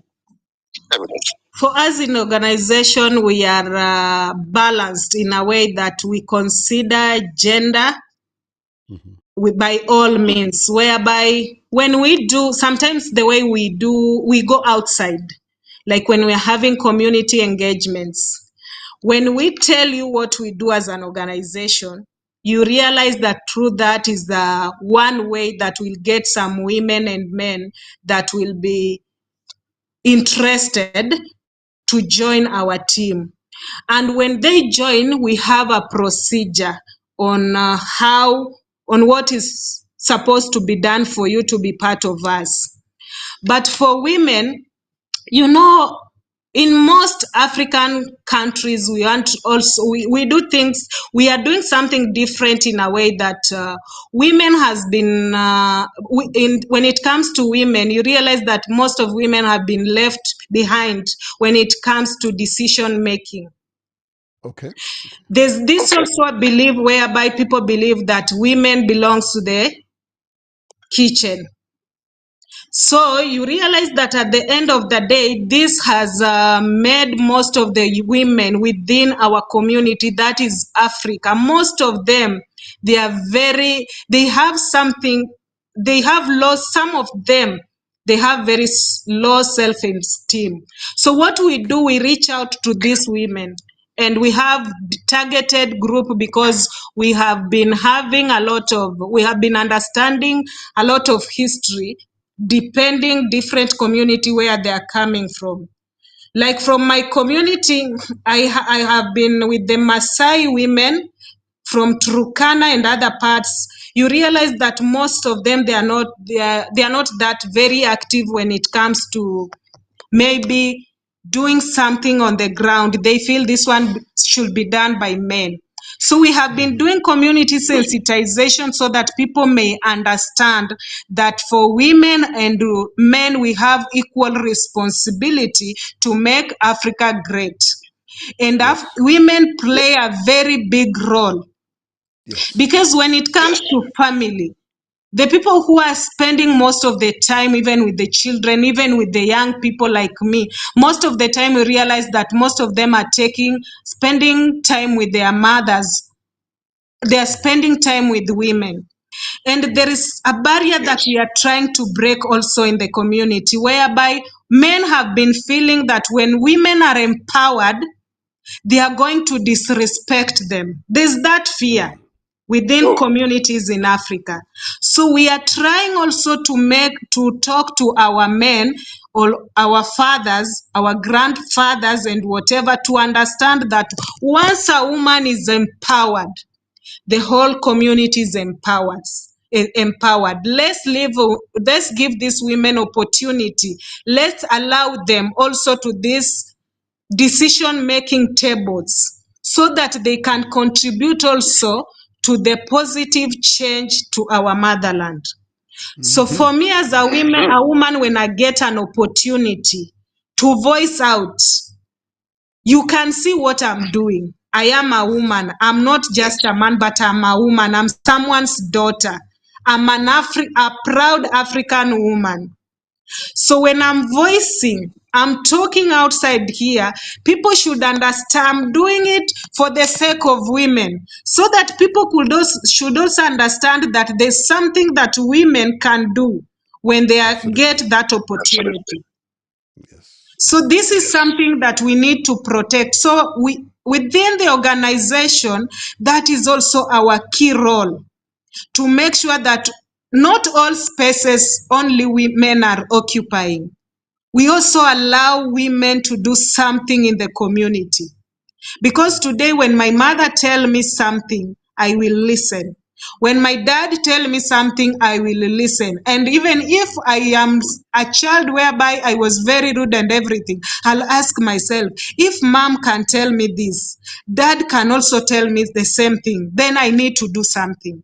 I need to work on my character. So You. the Very women good play concept. a very big role. Very good concept. Yeah. Thank you. That's, Thank you. maybe we should do this again. We discuss maybe we women's should do this role, again. We discuss both women's in your own role, organisation both in and your own generally in organisation the and generally Pan-Africanist in the movements. Pan-Africanist But another movements. time, another time. Another I'm time, just another conscious of time. our time I'm just conscious today. of our time Now, today. how Now, can how the can motivator audience the motivator contact you? audience What's the best contact method to you? What's the contact best yourselves? method to contact They may wish to yourselves? join They your may wish to organisation. They join may your be in one of those organisation. They may countries be in or a one of member those of the countries diaspora. or a member of the How can they diaspora. join, How and can they join? And what are the bases upon what which are you would the accept bases their upon which you would accept their application for membership? application for membership? Okay, first thing, when they want to join us, we have, as I said, that we have interviews. We normally conduct interviews. If you want to join us, the first thing that comes into our mind is that, do you have the same vision that we have? Do you have the same mission that we have? And we always make you understand that as much as you understand our vision and mission, there is a price to pay by sacrificing a lot to make Africa great. And we also have contacts. We have website whereby you can reach out and see what is happening. We have contacts, like now that I'm the public relation officer, I will also share my contacts so that when you want to reach out to any organization that we are working with, you can reach out to me also. And we have also different contacts that we are using. And we also have Galaxy Radio. I will never forget about anything related to Galaxy Radio, because that is where we voice out. So through Galaxy Radio, you will also know on how you can reach out to us. So maybe when you will allow me, I'll share the contacts. And I think the website and everything I had shared with you, maybe you can display it on the screen. And I also share other things. Yeah. Go ahead. I'll put Go the ahead. I'll website put address the website address on the screen on in a the moment. screen in a moment. Is there are you on Instagram or Instagram TikTok, for example? TikTok? I understand young people I like to understand use young people like to those use platforms. those platforms. Yeah, for me, I'm also on Facebook. On our organization is also on different platforms. Okay. So you're also on TikTok So you're also on TikTok and Instagram. And Instagram. Yeah. Okay. And what's the And Instagram? what's the Instagram? The address of address TikTok? of Is TikTok? it MAYFO?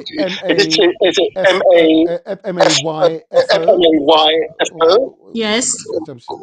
I'll just see if I can find it now. And we also have that one of African Positive Unity. When you search it also on Facebook, you will get it and you will see what African Positive Unity is also doing in Motherland African Youth Perfect. Foundation. Perfect. Excellent. So what we will Excellent. do, So what we will this do, interview will be this interview re-edited, will be and re-edited, the and website the address website and address your other social and media your addresses other will social appear on media the addresses will screen. appear on the Okay. screen. So this is Okay. live. So So this this is is live. not So this is not on the final on edited the final version, edited version, which should be ready within the which should be next ready within the next 48 hours.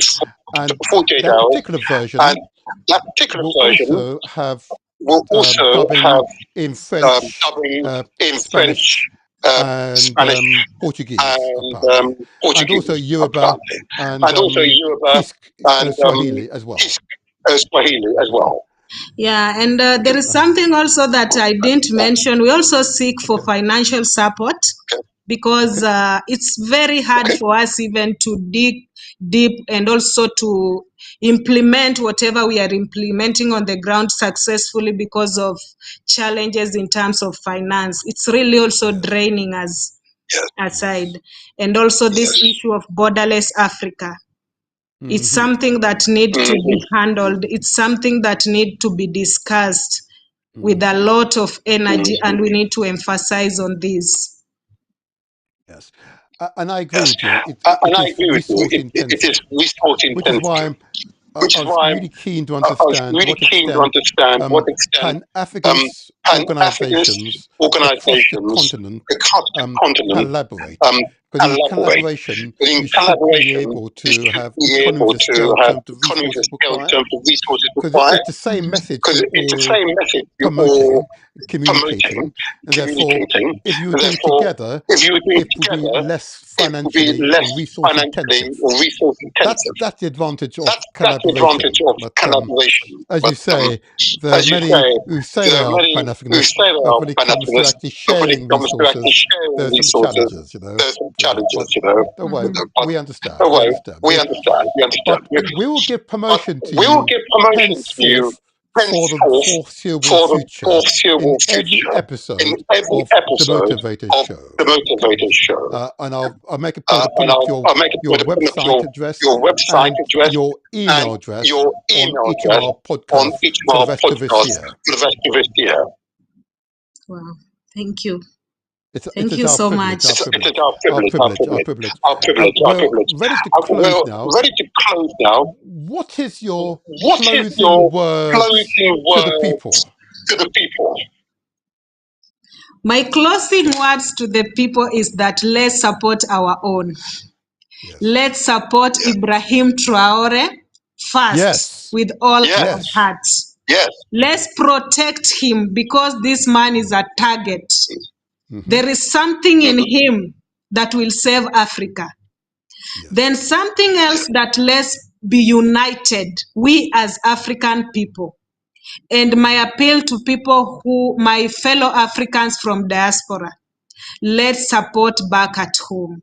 Let's support our motherland.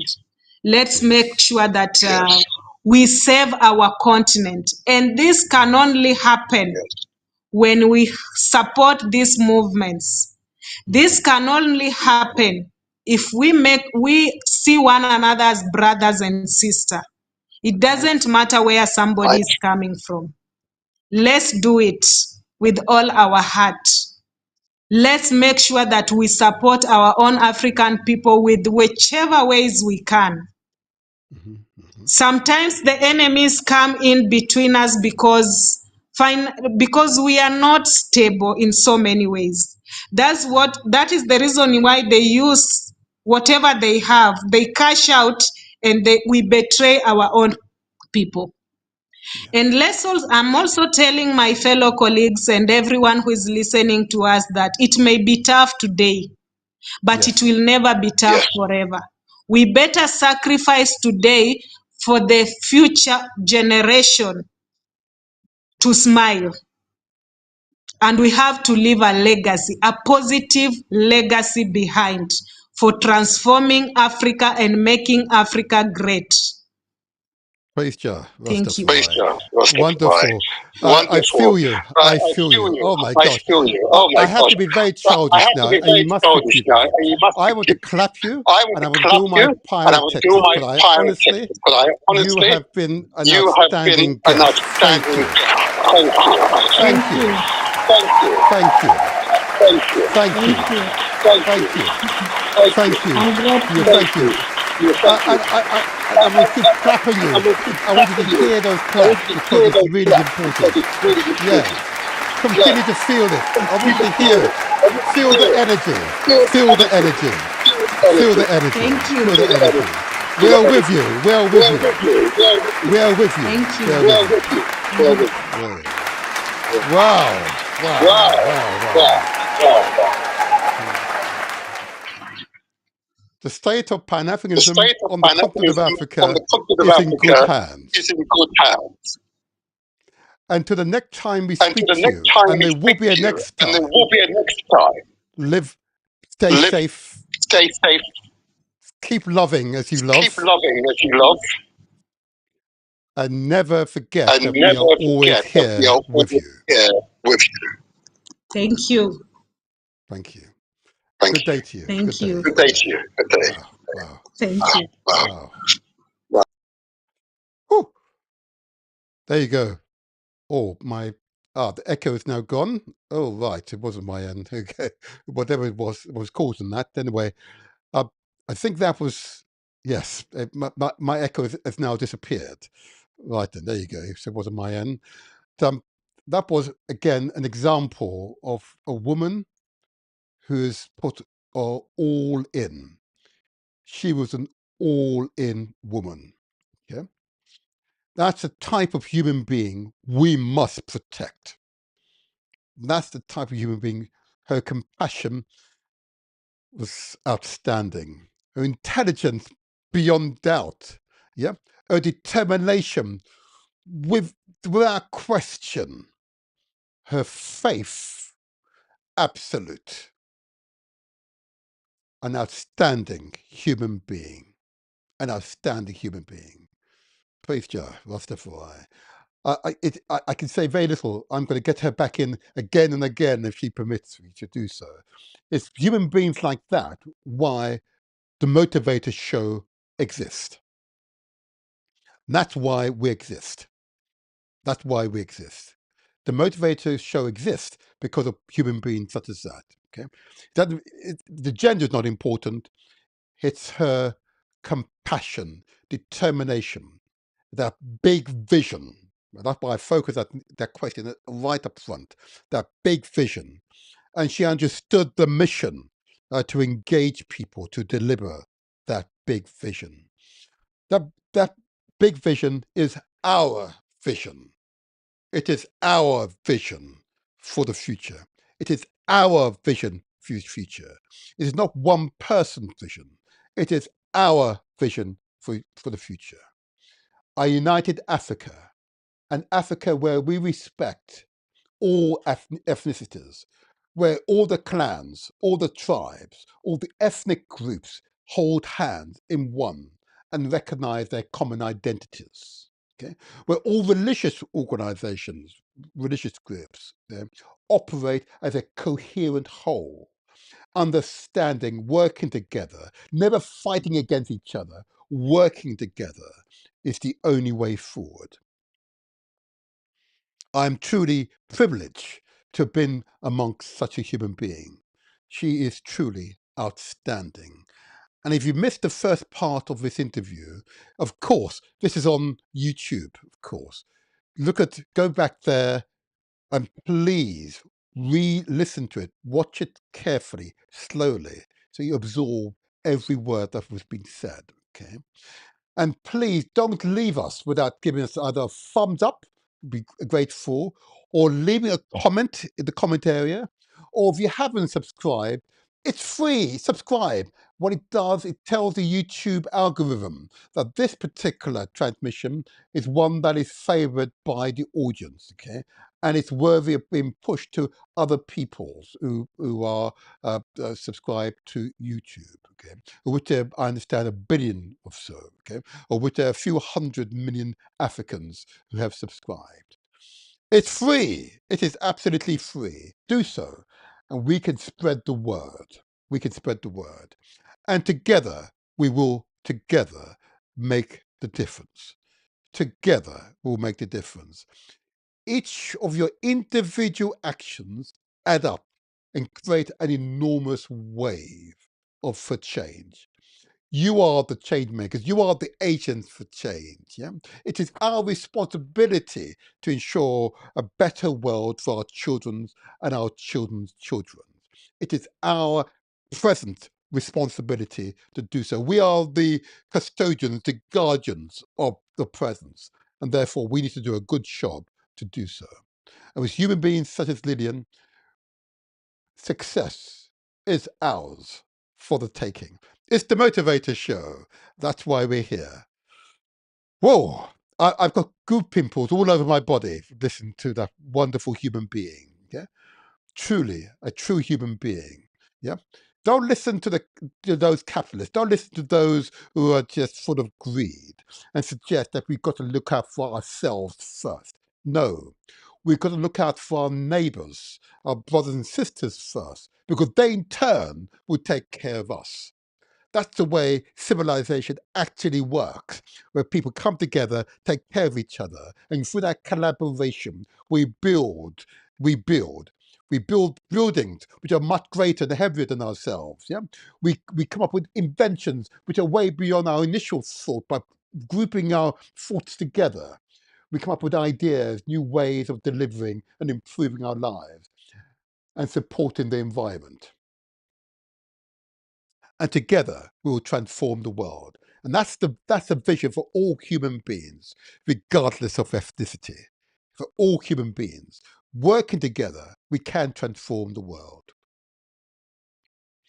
I don't mind put it on record, that you should be paying for water. I don't believe you should be paying for food. I don't believe a woman should be paying for sanitary towels. I don't believe to put a roof over your head, you've got to pay for that. I don't believe in that. That's complete nonsense. It should be a human right. You should have the best possible health care as a human right. You should have the best possible education as a human right. There's enough wealth in the world to ensure that every human being could be a millionaire. There's enough wealth in the world. It's the lack of equal distribution that's the problem. And no, I do not believe those who get able to squander it. There's some people would initially until they learn how to use money so that their basic needs are satisfied. That is the future of humankind, where we all take responsibility for our conditions, because it's a collective responsibility. And in doing so, we increase the potential for the human species, for the human race. Oh yeah, that's the vision that I want to hang on to. For all ethnicities to share that vision, that working together in unity is strength. You just heard an outstanding human being speak there. I want to get her back in again and again and again. She's my kind of person. Oh yeah, oh yeah. Oh yes, this is the Motivator Show. This is where we translate our words into action and where success is ours for the taking. Well done, people. Well done, well done.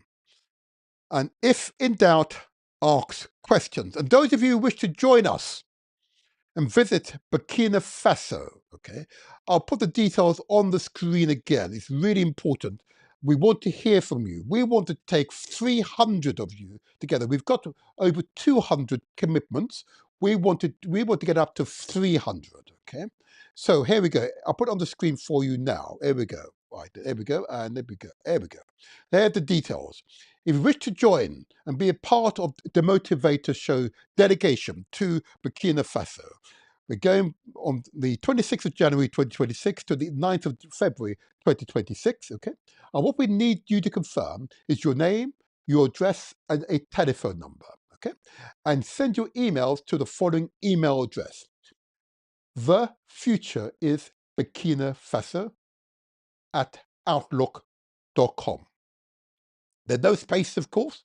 The future is Burkina Faso @outlook.com. Okay, I'm going to make sure Lillian can join us. Oh yes, get her up there, get her before the great man himself. Let's hope we could do that.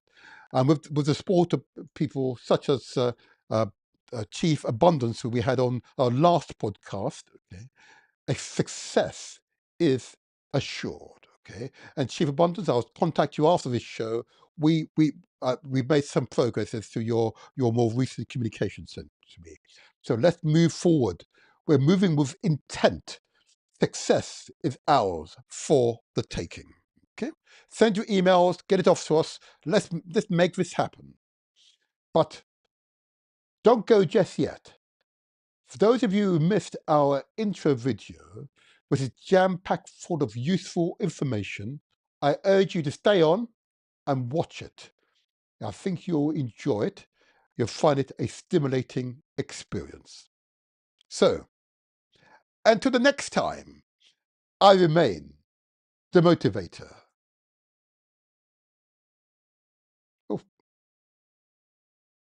Oh, I think it's going to work. Oh, all right. Doesn't want to work right now. Okay, 1 second. No, it looked like I'm not able to play the intro video for whatever reason. I'll try one more time. There we go, back live, and we try again. There we go. One more. No, it's not going to work on this occasion. Well, in that case, my people, until the next time, I remain, and this is the motivator, signing out on this occasion, signing out in a slightly different way than usual, but all is well. And if in doubt, ask questions. Take care.